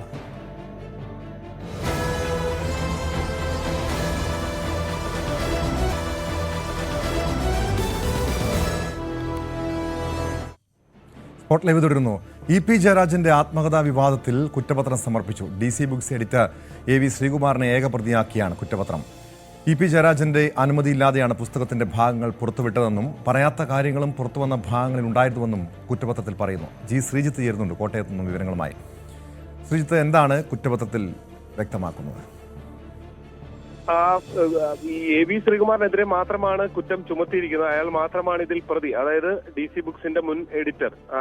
അദ്ദേഹം ഈ EP ജയരാജൻ പറയാത്ത കാര്യങ്ങൾ ഇതിൽ എഴുതി ചേർത്തിട്ടുണ്ട്. വ്യാജ രേഖ ചമക്കൽ അടക്കമുള്ള വകുപ്പുകൾ ചുമത്തിയാണ് കേസ്. ഒപ്പം തന്നെ IT ആക്ടും ചുമത്തിയിട്ടുണ്ട്. ഇതിൽ പ്രധാനമായും ഈ ഒരു വിഷയമാണ് പ്രധാനമായും ചൂണ്ടിക്കാണിക്കുന്നത്. മാത്രമല്ല EP-യുടെ ഒന്നും അനുമതി ഇല്ലാതെയാണ് ഇത് പുറത്ത് വിട്ടിരിക്കുന്നത് ചെയ്തത്. ഫലത്തിൽ ഇതൊരു ഗൂഢാലോചന സിദ്ധാന്തം എന്ന EP-യുടെ ആരോപണം ഫലത്തിൽ സ്ഥിരീകരിക്കുന്നതാണ് കുറ്റപത്രം നൽകിയിരിക്കുന്നത്. കോട്ടയം ഈസ്റ്റ് പോലീസാണ് ഈ കേസിൽ അന്വേഷണം നടത്തിയിരുന്നത്. നേരത്തെ ഇതിൽ മാധ്യമപ്രവർത്തകർക്ക് പങ്കുണ്ട് എന്നുള്ള ആരോപണമൊക്കെ ഉയർന്നിരുന്നു. പക്ഷെ അതിലേക്കൊന്നും അതില്ല എന്നുള്ളതാണ് ഫലത്തിൽ ഈ കുറ്റപത്രം വ്യക്തമാക്കുകയും ചെയ്യുന്നത്. നമുക്കറിയാം, ചേലക്കര പാലക്കാട് ഉപതെരഞ്ഞെടുപ്പുകൾ നടന്ന സമയം ചേലക്കരയുടെ പോളിംഗ് ദിവസമായിരുന്നു ഈ ഒരു വളരെ വിവാദമായ കട്ടൻ ചായയും പരിപ്പുവടയും എന്ന നിലയിൽ EP-യുടെ ആത്മപ്രകാശനം എന്ന നിലയിൽ ആദ്യം ഒരു മലയാള പ്രിന്റ് മാധ്യമത്തിലും ഇംഗ്ലീഷ് മാധ്യമത്തിലും പിന്നീട് ചാനലുകളിലേക്കും ഇത് പകർന്നു നൽകുന്ന പ്രിന്റ് മാധ്യമത്തിലായിരുന്നു ഇത് തുടക്കത്തിൽ പുലർത്ത് തന്നെ അച്ചടിച്ചു വരുന്ന സാഹചര്യം ഉണ്ടായിരുന്നത്. ഇത് താനൊരിക്കലും ഇത്തരത്തിൽ കട്ടൻ ചായയും പരിപ്പുവടയും എന്ന ഒരു ആത്മഹത്യക്ക് പേരിടുമോ, അതേപോലെ പാർട്ടിയെ പ്രതിസന്ധിയിലാക്കാൻ ഈ ഒരു ദിവസം ഇത് പുറത്തുവിടുമോ എന്നൊക്കെയുള്ള ചോദ്യങ്ങളാണ് EP ജയരാജൻ ഫലത്തിൽ അന്ന് ചോദിച്ചിരുന്നത്. ഫലത്തിൽ EP ആകെ വെട്ടിലാകുന്ന ഒരു സ്ഥിതിവിശേഷമാണ് ഉണ്ടായിരുന്നത്. നമുക്കറിയാം, ഈ സംബന്ധിച്ച് അതിനു മുൻപും കഴിഞ്ഞ ലോക്സഭാ തെരഞ്ഞെടുപ്പ് സമയത്തും സമാനമായ നിലയിൽ ഈ BJP നേതാവ് പ്രകാശ് ജാവ്ദേക്കറുമായി ബന്ധപ്പെട്ട കൂടിയാലോചനകളും അതുമായി ബന്ധപ്പെട്ട ചില വിവാദങ്ങളും ഒക്കെ പുറത്തു വന്ന ദിവസമായിരുന്നു ലോക്സഭാ തെരഞ്ഞെടുപ്പ് ദിവസം ഉണ്ടായിരുന്നു. അതിന് പിന്നാലെ ഈ ചേലക്കര ഉപതെരഞ്ഞെടുപ്പ് ദിവസം സമാനമായ രീതിയിലൊരു പാർട്ടി ആകെ വെട്ടിലാകുന്ന ഒരു വാർത്ത വന്നതാണ് അന്ന് പ്രതിസന്ധിയിലായത്. ഒരു പരിധിവരെ പാർട്ടി EP-ക്കൊപ്പം നിൽക്കുകയൊക്കെ ചെയ്തിരുന്നു. എന്തായാലും EP പിന്നീട് നൽകിയ പരാതി പരിഗണിച്ചുകൊണ്ടാണ് DGP-ക്കൊക്കെ നൽകിയ പരാതി അത് കോട്ടയം ഈസ്റ്റ് പോലീസിനെ കൈമാറുകയൊക്കെ ചെയ്തിരുന്നു. ഇതിനെ തുടർന്ന് ഈ AV ശ്രീകുമാറിനെ പ്രതിയാക്കി കുറ്റപത്രം ശ്രീജിത്ത് സൂചിപ്പിച്ചതുപോലെ ഇത് പാർട്ടിയെ സംബന്ധിച്ച് ഉപതെരഞ്ഞെടുപ്പ് ദിവസം വന്ന ഈ ഒരു വാർത്ത വലിയ പ്രതിസന്ധി ഉണ്ടാക്കിയതാണ്. അതിനുശേഷം അന്ന് EP ജയരാജൻ പറഞ്ഞത് ഇത് പാർട്ടിയെയും തന്നെയും പ്രതിക്കൂട്ടിലാക്കാൻ വേണ്ടി ആസൂത്രിതമായി നടത്തിയ ഗൂഢാലോചനയുടെ ഭാഗമാണ് ഈ ഒരു സംഭവം എന്നായിരുന്നു അദ്ദേഹത്തിൻ്റെ വിശദീകരണം. പക്ഷേ കഴിഞ്ഞ ദിവസം, അതായത് ഒരു മാസം മുൻപ് തന്നെ EP ജയരാജൻ ഇക്കാര്യത്തിൽ നിലപാട് വ്യക്തമാക്കിയതാണ്. കാരണം DC ബുക്സ് തെറ്റ് സംബന്ധിച്ചു, അവർക്ക് വീഴ്ച ഉണ്ടായെന്ന് സംബന്ധിച്ചു. അതുകൊണ്ട് തന്നെ തുടർ നടപടികൾ, നിയമ നടപടികൾ ഉണ്ടാകില്ലെന്ന് പറയുന്നു.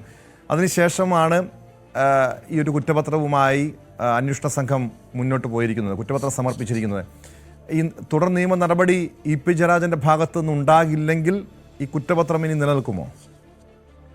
സ്വാഭാവികമായിട്ട് സാങ്കേതികമായിട്ടുള്ള കാര്യമാണ്. എന്തായാലും കോടതിയാണ് ഇനി അത് അറിയിക്കേണ്ടത്. കോടതിയെ അറിയിച്ച ശേഷം ഇയാൾക്ക് പരാതിയില്ല എന്ന് അറിയിച്ചാൽ തുടർന്ന് കോടതിയാണ് ഇക്കാര്യത്തിലൊരു അന്തിമമായ തീരുമാനം എടുക്കേണ്ടത്. നിലവിൽ എന്തായാലും പോലീസിന് EP പുറത്തു പറഞ്ഞെങ്കിലും പോലീസിനെ അത് അറിയിക്കുകയോ ഒരുപക്ഷെ രേഖാമൂലം പരാതിയില്ല എന്നൊക്കെ ചൂണ്ടിക്കാണിച്ചുകൊണ്ട് നടപടികളിലേക്ക് കടന്നു എന്നത് വ്യക്തമല്ല. മാധ്യമങ്ങളിൽ പ്രതികരണം നടത്തുക എന്നുള്ളതിനപ്പുറത്തേക്ക് ഇതിൽ രേഖാമൂലം നടപടികൾ നിയമപരമായ നടപടിക്രമങ്ങൾ പൂർത്തിയാക്കേണ്ടതുണ്ടല്ലോ ടോം. അത് ഫലത്തിൽ ഉണ്ടായില്ല എന്നത് വേണം ഇന്നത്തെ കുറ്റപത്രം സമർപ്പിക്കുന്നതിലൂടെ മനസ്സിലാക്കാൻ. പിന്നീട് എന്താണ് ചെയ്തതെന്ന് EP തന്നെയാണ് വ്യക്തമായി ചെയ്യേണ്ടത്. എന്തായാലും ഒരു കാര്യം ഉറപ്പാണ്, കോടതിയിൽ സമർപ്പിച്ച സാഹചര്യത്തിൽ ഇനി EP-യുടെ അഭിഭാഷകനോ മറ്റോ ഇക്കാര്യങ്ങൾ ചൂണ്ടിക്കാണിച്ചുകൊണ്ട് തനിക്ക് പരാതിയില്ല, അല്ലെങ്കിൽ ഇത് അവസാനിപ്പിക്കുകയാണ്, അല്ലെങ്കിൽ ഒത്തുതീർപ്പായി ഈ കേസ് എന്ന നിലയിൽ കാര്യങ്ങളുമായി മുന്നോട്ട് പോകേണ്ടതാണ്. അപ്പോഴും കോടതിയിൽ എന്താണ് സംഭവിക്കുക എന്നുള്ളത് കോടതി ആണ് തീരുമാനിക്കേണ്ടത്. ജഡ്ജാണ് ഇക്കാര്യത്തിൽ ഒരു അന്തിമമായ വ്യക്തത, അതായത് ഒരു നിലപാട് അല്ലെങ്കിൽ ഇതിൽ എന്താണ് ഉത്തരവ് എന്നത് സംബന്ധിച്ച് ഒരു വ്യക്തത വരുത്തേണ്ടത്. അത് തീർച്ചയായും കോടതി നടപടിക്രമങ്ങളുടെ ഭാഗമായി ഇനി ഉണ്ടാകേണ്ടതാണ്. നിലവിൽ എന്തായാലും കോട്ടയം ഈസ്റ്റ് പോലീസ് കുറ്റപത്രം സമർപ്പിച്ചിരിക്കുകയാണ്. വ്യക്തമാണ്. ജി ശ്രീജിത്താണ് കോട്ടയത്ത് നിന്ന് വിവരങ്ങൾ നൽകിയത്. പാലക്കാട് ശ്രീകൃഷ്ണപുരത്തെ 9ാം ക്ലാസ് വിദ്യാർത്ഥിനി ആശിർ നന്ദിയുടെ മരണത്തിന് അധ്യാപകർക്കെതിരെ കേസെടുക്കുന്നതിൽ നിയമോപദേശം തേടി പോലീസ്. ശ്രീകൃഷ്ണപുരം സെന്റ് ഡൊമിനിക് സ്കൂളിലെ 5 അധ്യാപകർക്കെതിരെയായിരുന്നു കുടുംബത്തിന്റെ പരാതി. കൊലക്കുറ്റം ചുമത്തി കേസെടുക്കണമെന്നായിരുന്നു കുടുംബത്തിന്റെ ആവശ്യം. നിയമോപദേശം തേടിയ ശേഷം അധ്യാപകർക്കെതിരെ കേസെടുക്കുമെന്ന് പോലീസ് വ്യക്തമാക്കി. കഴിഞ്ഞ ദിവസമാണ്, അതായത് ഒരാഴ്ച മുൻപാണ് ആശിർ നന്ദ എന്ന 9ാം ക്ലാസ് വിദ്യാർത്ഥിനിയെ തൂങ്ങി മരിച്ച നിലയിൽ കണ്ടെത്തുന്നത്. പിന്നെ അതിനുശേഷം വലിയ രീതിയിലുള്ള പ്രതിഷേധം വിദ്യാർത്ഥി സംഘടനകൾ ഉൾപ്പെടെ ഭാഗത്തു നിന്ന് സ്കൂളിനെതിരെ ഉണ്ടാകുന്നു. അധ്യാപകർക്കെതിരെ നടപടി സ്വീകരിക്കുന്നു. പിന്നീട് കുടുംബം ഈ അധ്യാപകർക്കെതിരെ, ആരോപണ വിധേയരായിട്ടുള്ള അധ്യാപകർക്കെതിരെ കൊലക്കുറ്റം ചുമത്തി കേസെടുക്കണമെന്ന ആവശ്യവുമായി അവർ മുന്നോട്ട് വന്നതാണ്. നമുക്കറിയാം, ഈ ഒരു ഡിവിഷൻ സ്കൂളിൽ 9ാം ക്ലാസ്സിലേക്ക് ഈ പെൺകുട്ടി 8ൽ നിന്നും 9ലേക്ക് ആശ്രിതം എത്തിയപ്പോഴാണ് ഡിവിഷൻ മാറ്റിയത്. അതിൻ്റെ മനോവിഷമത്തിൽ, അതായത് പഠനത്തിൽ ഏറെ പിന്നോക്കം പോയി എന്ന് ചൂണ്ടിക്കാണിച്ചുകൊണ്ടായിരുന്നു അധ്യാപകർ അത്തരമൊരു നടപടി സ്വീകരിച്ചത്. ഇത് വലിയ രീതിയിൽ ഒരു മാനസിക വിഷമം ആശിർ നന്ദയ്ക്ക് ഉണ്ടായിരിക്കുന്നു. പ്രജിത്ത് കോങ്ങാട് ചേരുന്നു വിവരങ്ങളുമായി. പ്രജിത്ത്, ഇവിടെ പോലീസ് നിയമോപദേശം തേടിയിരിക്കുകയാണ് അധ്യാപകർക്കെതിരെ കേസെടുക്കുന്നതുമായി ബന്ധപ്പെട്ട്. കൊലക്കുറ്റം ചുമത്തണമെന്നൊരു ആവശ്യം കുടുംബം ഉന്നയിക്കുന്നുണ്ട്. അത് നിലനിൽക്കുമോ? മാത്രമല്ല, ആത്മഹത്യാ പ്രേരണ കുറ്റം ചുമത്തി ഇതുവരെയും കേസെടുക്കാത്തതിലൊരു അമർഷവും കുടുംബം ഉന്നയിക്കുന്നുണ്ട്, മറ്റ് രക്ഷിതാക്കളടക്കം ഉന്നയിക്കുന്നുണ്ട്. എന്താണ് കോടതിയിൽ ഇപ്പോൾ നിലവിൽ നിയമോപദേശത്തിന്റെ അടിസ്ഥാനത്തിൽ മാത്രമായിരിക്കുമല്ലേ പോലീസിന്റെ നടപടി? അധ്യാപകർക്കെതിരെ ആത്മഹത്യാ പ്രേരണയ്ക്ക് കൊലക്കുറ്റം ചുമത്തി കേസെടുക്കണമെന്നായിരുന്നു ആശിർ നന്ദയുടെ കുടുംബത്തിന്റെ തുടക്കം മുതലെയുള്ള ആവശ്യം. ഇതിനാലാണ് പോലീസ് നിയമോപദേശം തേടിയിരിക്കുന്നത്. നിയമോപദേശത്തിൽ തേടിയ ശേഷം അധ്യാപകർക്കെതിരെ കേസെടുക്കുമെന്നാണ് നാട്ടുകൽ പോലീസ് ഇപ്പോൾ നമ്മളെ അറിയിച്ചിരിക്കുന്നത്. ശ്രീകൃഷ്ണപുരം സെന്റ് ഡൊമിനിക് കോൺവെന്റിലെ 5ാം ക്ലാസ്സിൽ പഠിക്കുന്ന ആശിർ നന്ദയുടെ ആത്മഹത്യ കുറിപ്പ് ഉണ്ടായിരുന്നു.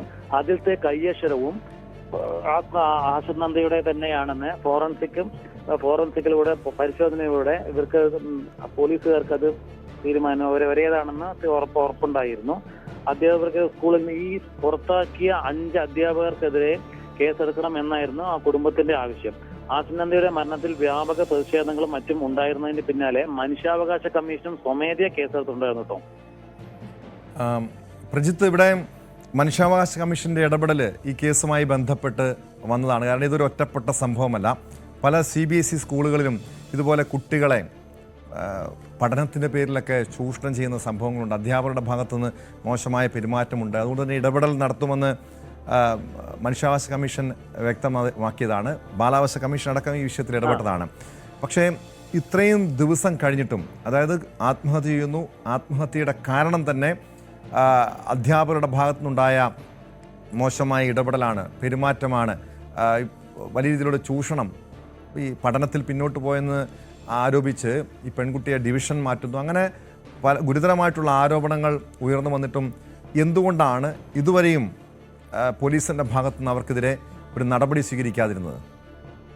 നിയമോപദേശം തേടി അധ്യാപകർക്കെതിരെ കേസെടുത്താൽ അത് എത്രത്തോളം നിലനിൽക്കുമെന്ന് പോലീസുകാർക്ക് വ്യക്തമല്ല. മാത്രമല്ല, ഈ അധ്യാപകർ ആശിർ നന്ദയെ ഡീപ്രൊമോട്ട് ചെയ്യുന്ന തരത്തിലേക്ക് കൂടി പോയിട്ടുണ്ടായിരുന്നു. അതും ഈ സ്കൂളിൽ പഠിക്കുന്ന മറ്റു രക്ഷിതാക്കൾക്ക് ഭയങ്കരമായിട്ട് അത് എഫക്ട് ചെയ്ത് പല കുട്ടികളും അവിടെ ഉണ്ട് എന്നാണ് അവിടുത്തെ രക്ഷിതാക്കളിൽ നിന്ന് നമുക്ക് മനസ്സിലാക്കാൻ കഴിയുന്നത്. അതും ഈ കേസിൽ ഉൾപ്പെടുത്തണം എന്നൊക്കെയാണ് പറയുന്നത്. പ്രജിത്ത്, ഇപ്പോഴും ആ വിദ്യാർത്ഥി സംഘടനകൾ വലിയ പ്രക്ഷോഭ പരിപാടികളായിരുന്നു സ്കൂളിനെതിരെ സംഘടിപ്പിച്ചത്. ഇപ്പോഴും ആ പ്രതിഷേധം അവിടെ നിലനിൽക്കുന്നുണ്ടോ? മാത്രമല്ല, ആ സംഭവത്തിന്, ഈ ആശിർ നന്ദിയുടെ മരണത്തിന് പിന്നാലെ അവിടുത്തെ മറ്റ് വിദ്യാർത്ഥികൾ, സഹപാഠികൾ, മറ്റ് രക്ഷിതാക്കളൊക്കെ പ്രതിഷേധവുമായി രംഗത്തെത്തിയതാണ്. അതിനുശേഷം എല്ലാ രക്ഷിതാക്കളും ഒന്ന് വിളിച്ചുകൂട്ടി, വിദ്യാർത്ഥി സംഘടനാ പ്രതിനിധികൾ വിളിച്ചുകൂട്ടി, സ്കൂൾ അധികൃതരും പോലീസും ചർച്ച നടത്തിയിരുന്നു. ഇപ്പോൾ സ്കൂളിൻ്റെ പ്രവർത്തനം സുഗമമായി മുന്നോട്ട് പോകുന്നുണ്ടോ? ഈ സസ്പെൻഡ് ചെയ്ത അധ്യാപകർ സാധാരണഗതിയിൽ കുറച്ച് നാളത്തെ സസ്പെൻഷന് ശേഷം തിരിച്ചെടുക്കും. ഇത് അത്തരമൊരു നടപടി മാത്രമായിരിക്കും ഉണ്ടാകുക, അതോ വിദ്യാഭ്യാസ വകുപ്പ് ഇടപെട്ട് ഈ അധ്യാപകരെ ഈ സ്കൂളിൽ നിന്നും പൂർണ്ണമായും പുറത്താക്കുന്ന തലത്തിലേക്കുള്ളൊരു നടപടി പ്രതീക്ഷിക്കാമോ? ടോം, ഇതൊരു പ്രൈവറ്റ് സ്കൂളാണ്. അതിനാൽ ഇവരെ അധ്യാപകരെ പിരിച്ചുവിടണം എന്നും രക്ഷിതാക്കൾക്ക് ഒരു ഉറപ്പ് കൊടുത്തിട്ടുണ്ടായിരുന്നു. അന്ന് പുതിയ പി ടി എ തിരഞ്ഞെടുക്കലും പുതിയ പി ടി എ ഭാരവാഹികൾ പറഞ്ഞ ഈ 5 അധ്യാപകരെയും സ്കൂളിൽ നിന്ന് പിരിച്ചുവിടണം എന്നായിരുന്നു പറഞ്ഞിട്ടുണ്ടായിരുന്നത്. അതും സ്കൂൾ മാനേജ്മെന്റ് അംഗീകരിക്കുകയായിരുന്നു. അതുമാത്രമല്ല, ഇന്നലെ യൂത്ത് കോൺഗ്രസിന്റെ നേതൃത്വത്തിൽ നാട്ടുകൽ പോലീസ് സ്റ്റേഷനിലേക്ക് മാർച്ച് ഉണ്ടായിരുന്നു. കാരണം FIR-ൽ ചില ഗുരുതര വീഴ്ചകൾ ഉണ്ടായിരുന്നു എന്ന് പറഞ്ഞിട്ടായിരുന്നു, ആശിർ നന്ദിയുടെ മരണത്തിൽ FIR-ൽ ഗുരുതര വീഴ്ചകൾ ഉണ്ടായിരുന്നു എന്ന് പറഞ്ഞിട്ടായിരുന്നു യൂത്ത് കോൺഗ്രസിന്റെ മാർച്ച്. അതുപോലെ തന്നെ SFI-ന്റെയും MSF-ന്റെയും ഇടപെടലും അന്ന് പുതിയ പി ടി എ ഭാരവാഹികളെ തെരഞ്ഞെടുക്കുമ്പോൾ ഉണ്ടായിരുന്നു. ഇനി എന്തെങ്കിലും ആ സ്കൂളിൽ സംഭവിക്കുകയാണെങ്കിൽ തങ്ങൾക്ക് കൂടി, എന്നാൽ ഈ SFI മാത്രമല്ല സ്കൂൾ യൂണിയന് കൂടി അതിലേക്ക് പങ്കെടുപ്പിക്കണം എന്നൊരു ആവശ്യം കൂടി ഉണ്ടായിരുന്നു. ടോം, വ്യക്തമാണ്. പ്രജിത്ത് കോങ്ങാടാണ് വിവരങ്ങൾ നൽകിയത്. പാലക്കാട് ശ്രീകൃഷ്ണപുരത്തെ 9ാം ക്ലാസ് വിദ്യാർത്ഥിനി ആശിർ നന്ദിയുടെ മരണത്തിലാണ് അധ്യാപകർക്കെതിരെ കേസെടുക്കുന്നതിൽ നിയമോപദേശം പോലീസ് തേടിയിരിക്കുന്നത്. ശ്രീകൃഷ്ണപുരം സെന്റ് ഡൊമിനിക് സ്കൂളിലെ 5 അധ്യാപകർക്കെതിരെയായിരുന്നു നേരത്തെ കുടുംബത്തിന്റെ പരാതി. അധ്യാപകർക്കെതിരെ കൊലക്കുറ്റം ചുമത്തണമെന്നായിരുന്നു കുടുംബത്തിന്റെ ആവശ്യം. കൊല്ലം ഇരവിപുരത്ത് ചൂരി സലഫി മസ്ജിദിൽ പട്ടാപ്പകൽ വൻ കവർച്ച. ഓഫീസിലെ മേശവലിപ്പിൽ സൂക്ഷിച്ചിരുന്ന 3 ലക്ഷത്തോളം രൂപയും സ്വർണവും കവർന്നു. മഞ്ചേശ്വരത്ത് 1 വർഷം മുൻപ് കവർച്ച നടന്ന വീട്ടിലും വീണ്ടും കള്ളൻ കയറി. നേരത്തെ നടന്ന കവർച്ചയിൽ പണവും സ്വർണ്ണാഭരണങ്ങളും നഷ്ടമായിരുന്നു. KV ബൈജു ചേരുന്നുണ്ട് വിവരങ്ങളുമായി. ബൈജു, ഈ കാസർഗോഡ് ഇപ്പോൾ ഈ കവർച്ച ഒരു നിത്യസംഭവമായിട്ടുണ്ട്. പോലീസിൻ്റെ ഒന്നും ഈ രാത്രികാല പട്രോളിംഗ് ഒന്നും ഇല്ല എന്ന ആക്ഷേപം നേരത്തെ ഉയർന്നതാണ്. പക്ഷേ ഇവിടെ പട്ടാപ്പകൽ പോലും കവർച്ച നടക്കുന്നു. വലിയ രീതിയിലുള്ളൊരു നഷ്ടം സംഭവിച്ചിട്ടുണ്ടോ? തീർച്ചയായും ടോമെ, കാലവർഷം ആരംഭിച്ചത് മുതൽ വലിയ തോതിൽ കവർച്ച കേസുകളാണ് കാസർഗോഡ് ജില്ലയിൽ റിപ്പോർട്ട് ചെയ്തത്. പ്രത്യേകിച്ച് മഞ്ചേശ്വരം പോലീസ് സ്റ്റേഷൻ പരിധിയിൽ ഇപ്പോൾ 2 കേസുകളാണ് ഇന്ന് റിപ്പോർട്ട് ചെയ്തത്. അത് ഒന്ന് കാസർഗോഡ് ടൗൺ പോലീസും അതുപോലെ തന്നെ മഞ്ചേശ്വരം പോലീസ് സ്റ്റേഷൻ പരിധിയിലാണ്. നേരത്തെ ടോം സൂചിപ്പിച്ചതുപോലെ തന്നെ കാസർഗോഡ് ടൗൺ പോലീസ് സ്റ്റേഷൻ പരിധിയിലെ ചൂരി സലഫി ജുമാ മസ്ജിദിലാണ് ഒരു കവർച്ച റിപ്പോർട്ട് ചെയ്തത്. ഇവിടെ ഉണ്ടായിരുന്ന 3 ലക്ഷത്തോളം രൂപയും അതുപോലെ തന്നെ 2 പവൻ സ്വർണ്ണാഭരണങ്ങളുമാണ് കവർച്ച ചെയ്തത്. ഈ മേശ വലിപ്പിൽ പ്ലാസ്റ്റിക് കവറിലാക്കിയ നിലയിലായിരുന്നു ഈ വസ്തുക്കൾ ഉണ്ടായിരുന്നത്. അത് മേശ കുത്തിപ്പൊളിച്ചാണ് ഇത്തരത്തിൽ കവർച്ച നടത്തിയത്. ഇതിൽ സംബന്ധിച്ച് പോലീസ് കേസെടുത്തിപ്പോൾ അന്വേഷണം ആരംഭിച്ചിട്ടുണ്ട്. ഇതിനിടയിലാണ് 2024 മെയ് 24 നടന്ന കവർച്ച നടന്ന ഒരു വീട് നമ്മളത് റിപ്പോർട്ട് ചെയ്തതാണ്. വലിയ തോതിൽ 18 പവനോളം സ്വർണ്ണാഭരണങ്ങളും ലക്ഷക്കണക്കിന് 10 ലക്ഷത്തോളം രൂപയും കവർ ചെയ്ത ഒരു വീട്. അതേ വീട്ടിൽ തന്നെ വീണ്ടും കള്ളൻ കയറിയിരിക്കുന്നു. അവിടെ നിന്നും ഇലക്ട്രോണിക്സ് ഉപകരണങ്ങൾ, അതോടൊപ്പം ഈ CCTV, അതിന്റെ ഹാർഡ് ഡിസ്ക് ഉൾപ്പെടെ DVR ഉൾപ്പെടെ കൊണ്ടുപോകുന്ന സാഹചര്യമാണ് ഉണ്ടായത്. ഇതിൽ ഈ ഇബ്രാഹിം ഖലീൽ എന്ന് പറയുന്ന ഒരാളുടെ വീട്ടിലാണ് ഇത്തരത്തിൽ കവർച്ച നടന്നത്. ഇദ്ദേഹം നാട്ടിലേക്ക് വിദേശത്ത് നിന്നും തിരിച്ചു വരുന്ന സമയത്ത് ഈ CCTV ദൃശ്യങ്ങൾ നോക്കിക്കൊണ്ടിരിക്കുന്ന സമയത്താണ് ഈ കവർച്ച നടക്കുന്നതായി ശ്രദ്ധയിൽപ്പെട്ടത്. പെട്ടെന്ന് ആ CCTV ക്യാമറ ഓഫ് ആവുന്ന ഒരു സാഹചര്യമാണ് ഉണ്ടായത്. എന്നാലും ഇതിന്റെ ഇരുനില വീടാണ്. ഇതിന്റെ മുകൾ ഭാഗത്തെ പിറകിലെ വാതിൽ തകർത്ത് അകത്ത് കയറി അലുമാരയൊക്കെ വാരി വലിച്ചിട്ട നിലയിലാണ്. അലുമാരെല്ലാം ഇത്തരത്തിൽ തെരച്ചിൽ നടത്തി. അവിടെയൊക്കെ കാര്യമായ വസ്തുക്കൾ ഉണ്ടായിരുന്നില്ല. കാരണം ഇവർ നേരത്തെ ഒരു കവർച്ച നടന്നുകൊണ്ട് തന്നെ സ്വർണ്ണാഭരണങ്ങളോ മറ്റോ ഒന്നും ഇവിടെ സൂക്ഷിക്കാറില്ല. പക്ഷേ അവിടെ ഉണ്ടായിരുന്ന ഇലക്ട്രോണിക്സ് ഉപകരണങ്ങൾ മുഴുവൻ കൊണ്ടുപോയി, CCTV കൊണ്ടുപോയി, ഇതിന്റെ DVR കൊണ്ടുപോയി. ഏതായാലും ഈ നേരത്തെ 2024 നേരത്തെ സൂചിപ്പിച്ച ആ വലിയ കവർച്ചയിൽ ഇതുവരെ പ്രതികളെ പിടികൂടാൻ കഴിഞ്ഞിട്ടില്ല എന്നതാണ്. 2 സംഭവങ്ങളിലായി ഇപ്പോൾ ഒരേ വീട്ടിൽ 2 കേസ് രജിസ്റ്റർ ചെയ്യേണ്ട ഒരു സാഹചര്യം മോഷണവുമായി ബന്ധപ്പെട്ട് ഏതാനും ദിവസങ്ങൾക്ക് മുൻപ്, അതായത് കാലവർഷ ആരംഭത്തിലാണ് Trikaripur police station, Chandera police station പരിധിയിലെ തൃക്കരിപ്പൂരിൽ വലിയ തോതിൽ കവർച്ചയുണ്ടായത്. മഞ്ചേശ്വരം പോലീസ് സ്റ്റേഷൻ പരിധിയിൽ നിരവധി കവർച്ചാ കേസുകൾ ഇതിനോടകം തന്നെ റിപ്പോർട്ട് ചെയ്തു. ഒരു ഇടവേളയ്ക്ക് ശേഷം വലിയ തോതിൽ കവർച്ചാ കേസുകളാണ് കാസർഗോഡ് ജില്ലയിൽ ഇപ്പോൾ റിപ്പോർട്ട് ചെയ്യുന്നത്. ഇത് പ്രത്യേകിച്ച് സൂചിപ്പിച്ചതുപോലെ ഈ മഴക്കാലമായ പിന്നെ ഈ കവർച്ച എല്ലാ ദിവസവും അവിടെ നടക്കുന്നുണ്ട്. പക്ഷേ ഈ പ്രതികളെ പിടികൂടാൻ കഴിയുന്നുണ്ട്. പലപ്പോഴും ഈ കാസർഗോഡ് അതിർത്തി ജില്ല ആയതുകൊണ്ട് തന്നെ ഈ കവർച്ചയ്ക്ക് ശേഷം അല്ലെങ്കിൽ ഒരു ക്രൈം നടത്തിയ ശേഷം പ്രതികൾ അയൽ സംസ്ഥാനത്തേക്ക് കർണാടകയിലേക്ക് കടക്കുന്നു. അവരെ പിടികൂടാൻ പോലും കഴിയാത്തൊരവസ്ഥയുണ്ട്. പോലീസിൻ്റെ ഭാഗത്തുനിന്ന് ഒരു ശക്തമായ ഇടപെടലുകൾ ഇതുപോലുള്ള സംഭവങ്ങളിൽ ഉണ്ടാകുന്നില്ലേ?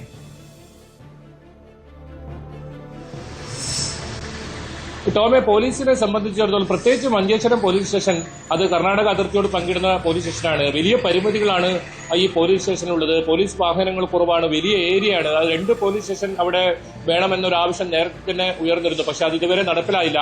എന്നാലും ഈ മഞ്ചേശ്വരം പോലീസ് സ്റ്റേഷൻ പരിധിയിലാണ് ഇത്തരത്തിൽ കവർച്ചാ കേസുകൾ സ്ഥിരമായി റിപ്പോർട്ട് ചെയ്യുന്നത്.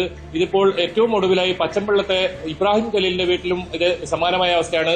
ഈ കേസിൽ നേരത്തെ സൂചിപ്പിച്ചതുപോലെ തന്നെ 2024 മെയ് 24 നടന്ന ഒരു കവർച്ചയുമായി ബന്ധപ്പെട്ട്, വലിയ കവർച്ചയുമായി ബന്ധപ്പെട്ട് കേസ് രജിസ്റ്റർ ചെയ്തെങ്കിലും വിരലടയാള വിദഗ്ധരും പോലീസ് ലോകം ഒക്കെ എത്തി അന്ന് പരിശോധന നടത്തിയെങ്കിലും അത് നമ്മളൊക്കെ റിപ്പോർട്ട് ചെയ്തതാണ് ആ സമയങ്ങളിൽ. ആ കേസിൽ പ്രതികൾ ഇതുവരെ പിടികൂടാൻ കഴിഞ്ഞിട്ടില്ല. പലപ്പോഴും ടോം സൂചിപ്പിച്ചതുപോലെ തന്നെ ഇത്തരം ക്രിമിനൽ പ്രവർത്തനം നടത്തുന്നവർ, കവർച്ചയായാലും മറ്റ് കേസുകളിൽ പെടുന്നവരും കർണാടകയിലേക്ക് രക്ഷപ്പെടുന്ന ഒരു സാഹചര്യമാണ് പലപ്പോഴും നമ്മൾ കാണാറുള്ളത്. ഏതായാലും പല കേസുകളിലും പോലീസിനെ പ്രതികളെ പിടികൂടാൻ സാധിക്കാറുണ്ടെങ്കിലും ഈ കവർച്ചാ കേസുകളിൽ ഈ ക്ഷേത്രം കേന്ദ്രീകരിച്ച് ഇതിന്റെ ഭണ്ഡാരം കുത്തിത്തുറക്കൽ, അത്തരത്തിൽ നിരവധി കേസുകളാണ് റിപ്പോർട്ട് ചെയ്യുന്നത്. ഈ സംഭവങ്ങളിൽ CCTV ദൃശ്യങ്ങൾ പലപ്പോഴും ലഭിക്കാറുണ്ട്. ഈ മോഷ്ടാക്കളെ കുറിച്ചുള്ള വിവരങ്ങൾ ലഭിക്കാറുണ്ട്. അപ്പോഴും ഇവരെ പിടികൂടാൻ കഴിയാത്തത് ഈ പ്രധാനപ്പെട്ട കാരണം കർണാടകയിലേക്കും അതുവഴി ഗോവ മറ്റ് സംസ്ഥാനങ്ങളിലേക്കും ഇവർ കടക്കുന്നു എന്നാണ്. കവർച്ച നടത്തിയതിനു ശേഷം ഇവർ രക്ഷപ്പെടുന്ന ഒരു സാഹചര്യം തന്നെയാണ് പലപ്പോഴും ഉണ്ടാകാറുള്ളത്. പല കവർച്ചാ കേസുകളിലും പ്രതികളെ പിടികൂടാൻ കഴിയാത്തതും അതുകൊണ്ട് തന്നെയാണ്. എന്തായാലും ഈ കേസിൽ ഇപ്പോൾ 2 FIR ആയിരിക്കുന്നു. നേരത്തെ നടന്ന ആ FIR നിലവിലുണ്ട്. അതുകൂടാതെ ഇപ്പോൾ പുതുതായി ഒരു FIR കൂടി ഈ കവർച്ചാ സംഭവമായി ഇപ്പോൾ മഞ്ചേശ്വരം പോലീസ് രജിസ്റ്റർ ചെയ്തിട്ടുണ്ട്. ഇത് സംബന്ധിച്ച് പോലീസ് അന്വേഷണം നടക്കുന്നുണ്ട്. പ്രതികളെ കുറിച്ചുള്ള ഈ സമീപ പ്രദേശത്ത് തന്നെ ഉള്ള ആളുകൾ, ഈ വീടുമായി ബന്ധമുള്ള അല്ലെങ്കിൽ വീടുമായി അറിയുന്ന ആളുകളായിരിക്കാം ഈ കവർച്ചയ്ക്ക് പിന്നിൽ എന്നാണ് പോലീസ് സംശയിക്കുന്നത്. കാരണം അത് കൃത്യമായി അതേ വീട്ടിൽ തന്നെ കവർച്ച നടത്തിയതിന് കാരണം അങ്ങനെ ഒരു സംശയം പോലീസ് പറയുന്നുണ്ട്. എന്തായാലും ഇതിലെ CCTV DVR ഉൾപ്പെടെ ഈ കവർച്ചക്കാർ കൊണ്ടുപോയി എന്നതാണ് ഇതിൽ ഗൗരവം വർദ്ധിപ്പിക്കുന്നത്. അത്തരത്തിൽ കൃത്യമായ പ്ലാനിങ്ങോടുകൂടി എത്തി ഈ കവർച്ച നടത്തുന്ന സംഘങ്ങൾ അത് ഈ മേഖലകളിൽ വ്യാപകമാണ്. നേരത്തെ നമ്മൾ പല തവണ റിപ്പോർട്ട് ചെയ്തതാണ് ഈ മണൽ മാഫിയ, ചൂതാട്ട കേന്ദ്രങ്ങളൊക്കെ പ്രവർത്തിക്കുന്ന വലിയ തോതിൽ ക്രിമിനൽ സംഘങ്ങൾ പ്രവർത്തിക്കുന്ന ഒരു മേഖലയാണ് ഈ അതിർത്തി പ്രദേശം. കൊലപാതകങ്ങൾ ഉൾപ്പെടെ വിവരങ്ങൾ നൽകിയത്. കാസർഗോഡ് പതിവായി കവർച്ചാ സംഭവങ്ങൾ നടക്കുന്നുണ്ട്. പക്ഷേ പോലീസ് പ്രതികളെ പിടികൂടുന്നില്ല എന്നൊരാക്ഷേപം വലിയ രീതിയിലാണ് ഉയരുന്നത്. ജീവനക്കാരുടെ കാൽ തല്ലിയൊടിച്ച ചരിത്രം വടകരക്കാർക്കുണ്ടെന്ന CPM നേതാവിന്റെ പ്രസംഗം വിവാദത്തിൽ. വടകര മുൻ നഗരസഭാ ചെയർമാൻ K. ശ്രീധരനാണ് പ്രസംഗത്തിലൂടെ ജീവനക്കാർക്ക് മുന്നറിയിപ്പ് നൽകിയത്. അഴിമതി നടത്തുന്ന ഉദ്യോഗസ്ഥർ നഗരസഭാ ഓഫീസിലുണ്ടെന്നും പണ്ട് കൈക്കൂലി വാങ്ങിച്ച ഉദ്യോഗസ്ഥന്റെ കാലടിച്ച് തകർത്ത പാരമ്പര്യം വടകരക്കാർക്കുണ്ടെന്നുമായിരുന്നു പരാമർശം. നഗരസഭാ ഓഫീസ് കം ഷോപ്പിംഗ് കോംപ്ലക്സിന്റെ ഉദ്ഘാടന ചടങ്ങിന്റെ ആശംസാ പ്രസംഗത്തിലായിരുന്നു താക്കീത്. മുഖ്യമന്ത്രി പിണറായി വിജയനാണ് ഷോപ്പിംഗ് കോംപ്ലക്സിന്റെ ഉദ്ഘാടനം നിർവഹിച്ചത്. ചില അഭിപ്രായങ്ങൾ വടകര നഗരസഭയിലെ ഉദ്യോഗസ്ഥന്മാരെ ചിലരെപ്പറ്റി ഇപ്പം വടകര പട്ടണത്തിൽ പറഞ്ഞു കേൾക്കുന്നുണ്ട്. ചിലര് ഈ സർവീസ് കാലത്തിനിടയിൽ തന്നെ ടാറ്റയോ ബിർളയോ ആയിക്കളയാമെന്ന നിലയിൽ തൻ്റെ മുമ്പിൽ വരുന്ന സാധാരണക്കാരനെ പിടിഞ്ഞ് ഈസ വീർപ്പിക്കാനുള്ള ചില ശ്രമങ്ങൾ, എല്ലാവരുമല്ല, വളരെ നല്ല പ്രഗത്ഭരായ ഉദ്യോഗസ്ഥന്മാരൊക്കെയുള്ള നഗരസഭയാണ് വടകര നഗരസഭ. പക്ഷെ ചില ഉദ്യോഗസ്ഥന്മാർ ഇതൊരു കാശ് പിടുങ്ങാനുള്ള ഏർപ്പാടാക്കി മാറ്റുന്നതായി പറയപ്പെടുന്നുണ്ട്. അങ്ങനെയുള്ള ഉദ്യോഗസ്ഥന്മാരോട് ഒറ്റ കാര്യമേ പറയാനുള്ളൂ. ഒന്ന്, വിജിലൻസ് കേസുണ്ട്, പിടിപ്പിക്കാൻ വളരെ എളുപ്പമാണ്. അതിനേക്കാളും പ്രധാനം, വടകര നഗരസഭയിൽ പണ്ടൊരു ബിൽഡിംഗ് ഇൻസ്പെക്ടർ ഉണ്ടായിരുന്നു. പൈസ കിട്ടിയാലേ കെട്ടിടത്തിന് ലൈസൻസ് കൊടുക്കൂ എന്ന നിർബന്ധമായിരുന്നു. അവസാനം ഐസ് റോഡിൽ വെച്ച് അയാളെ കാല് തല്ലി ഒടിച്ചിട്ടുണ്ട്. അതിനും കഴിവുള്ള ആളുകളാണ് വടകരക്കാർ എന്ന് മനസ്സിലാക്കാൻ ഇവിടെയുള്ള ചില അഴിമതിക്കാരായ ഉദ്യോഗസ്ഥന്മാർ സന്മനസ് കാണിക്കണം എന്ന് മാത്രം പറഞ്ഞുകൊണ്ട് നല്ല രീതിയിൽ ആളുകൾക്ക് സേവനം കിട്ടാൻ ഈ ആപ്പീസ് ഉപകരിക്കട്ടെ എന്ന ആഗ്രഹം പ്രകടിപ്പിച്ചുകൊണ്ട് ഞാൻ അവസാനിപ്പിക്കുന്നു. നിങ്ങൾക്ക് നന്ദി. കോഴിക്കോട് നിന്ന് MS അനീഷ് കുമാർ ചേരുന്ന വിവരങ്ങളുമായി. അനീഷ്, ഈ CPM നേതാവ് ഈ വിവാദ പ്രസംഗം നടത്തുന്നത് മുഖ്യമന്ത്രി പങ്കെടുത്ത ചടങ്ങിലാണ്. മുഖ്യമന്ത്രിയുടെ സാന്നിധ്യത്തിലായിരുന്നു ഈ വിവാദ പ്രസംഗം. അദ്ദേഹം സൂചിപ്പിച്ചതുപോലെ ഒരു ഉദ്യോഗസ്ഥൻ്റെ കാല് തല്ലി ഓടിച്ച സംഭവത്തെക്കുറിച്ച് വിവരിക്കുന്നുണ്ടല്ലോ. അങ്ങനെ ഒരു സംഭവം ഉണ്ടായതാണോ? അന്ന് ആരായിരുന്നു ഈ പ്രതിഭാഗത്ത് ഉണ്ടായിരുന്നത്? അതേക്കുറിച്ചുള്ള വിവരങ്ങൾ. ടോം, കുറച്ച് വർഷങ്ങൾക്ക് പിന്നിലുള്ള ഒരു കഥയെക്കുറിച്ചാണ് നഗരസഭയുടെ മുൻ ചെയർമാനും CPM നേതാവും കൂടിയായ കെ ശ്രീധരൻ പറഞ്ഞിരിക്കുന്നത്. അന്ന് ഒരു ബിൽഡിംഗ് ഇൻസ്പെക്ടർ ആയിരുന്നു. ആളുടെ പേര് പരാമർശിക്കാതെ തന്നെയാണ് പറഞ്ഞത്. പക്ഷെ അന്ന് കാൽ തല്ലി ഒടിച്ചിട്ടുണ്ട് എന്ന് പരസ്യമായി തന്നെ ഇപ്പോൾ സമ്മതിക്കുന്ന ഒരു പ്രസംഗം കൂടിയാണിത്. നഗരസഭ പുതുതായി നിർമ്മിച്ച ഓഫീസ് കം ഷോപ്പിംഗ് കോംപ്ലക്സിന്റെ ഉദ്ഘാടന വേദിയായിരുന്നു ഈ പ്രസംഗം നടത്തിയത്. അവിടെ മുഖ്യമന്ത്രി പിണറായി വിജയൻ ഈ ചടങ്ങ് ഉദ്ഘാടനം ചെയ്ത ശേഷം പിന്നീട് ഈ രാഷ്ട്രീയ നേതാക്കളും പഴയ ചെയർമാൻമാരും അടക്കമൊക്കെ ഉള്ളവർ ഈ ആശംസാ പ്രസംഗങ്ങൾ നടത്തുകയായിരുന്നു. CPM തന്നെയാണ് ഈ വടകര നഗരസഭ ഭരിക്കുന്നത് എന്നതും ശ്രദ്ധേയമാണ്. നഗരസഭാ ചെയർപേഴ്സൺ KP ബിന്ദു അടക്കമുള്ളവർ വേദിയിൽ ഇരിക്കെയാണ് ഇത്തരം പ്രസംഗം നടത്തുകയും ചെയ്ത്. നഗരസഭാ ജീവനക്കാരിൽ ഒരു വിഭാഗം വലിയ തോതിൽ കൈക്കൂലി വാങ്ങുന്നു. ഇത്തരം വിവരങ്ങൾ പുറത്തുണ്ട്. അതുകൊണ്ട് അത്തരം ഉദ്യോഗസ്ഥർ അല്ലെങ്കിൽ അത്തരം ജീവനക്കാർ ശ്രദ്ധയോടുകൂടി കാര്യങ്ങൾ ചെയ്യുക എന്ന ഒരു താക്കീത് തന്നെയാണ് നൽകിയിരിക്കുന്നത്. എന്തായാലും അടുത്തിടെ നഗരസഭയിലെ ഒരു ക്ലർക്കിനെ നീണ്ട 16 വർഷക്കാലം ഒരേ സീറ്റിൽ ഇരുന്ന ശേഷം അടുത്തിടെ മറ്റൊരു സീറ്റിലേക്ക് മാറ്റിയതൊക്കെ വലിയ വാർത്തയായി മാറിയിരുന്നു. വിവരം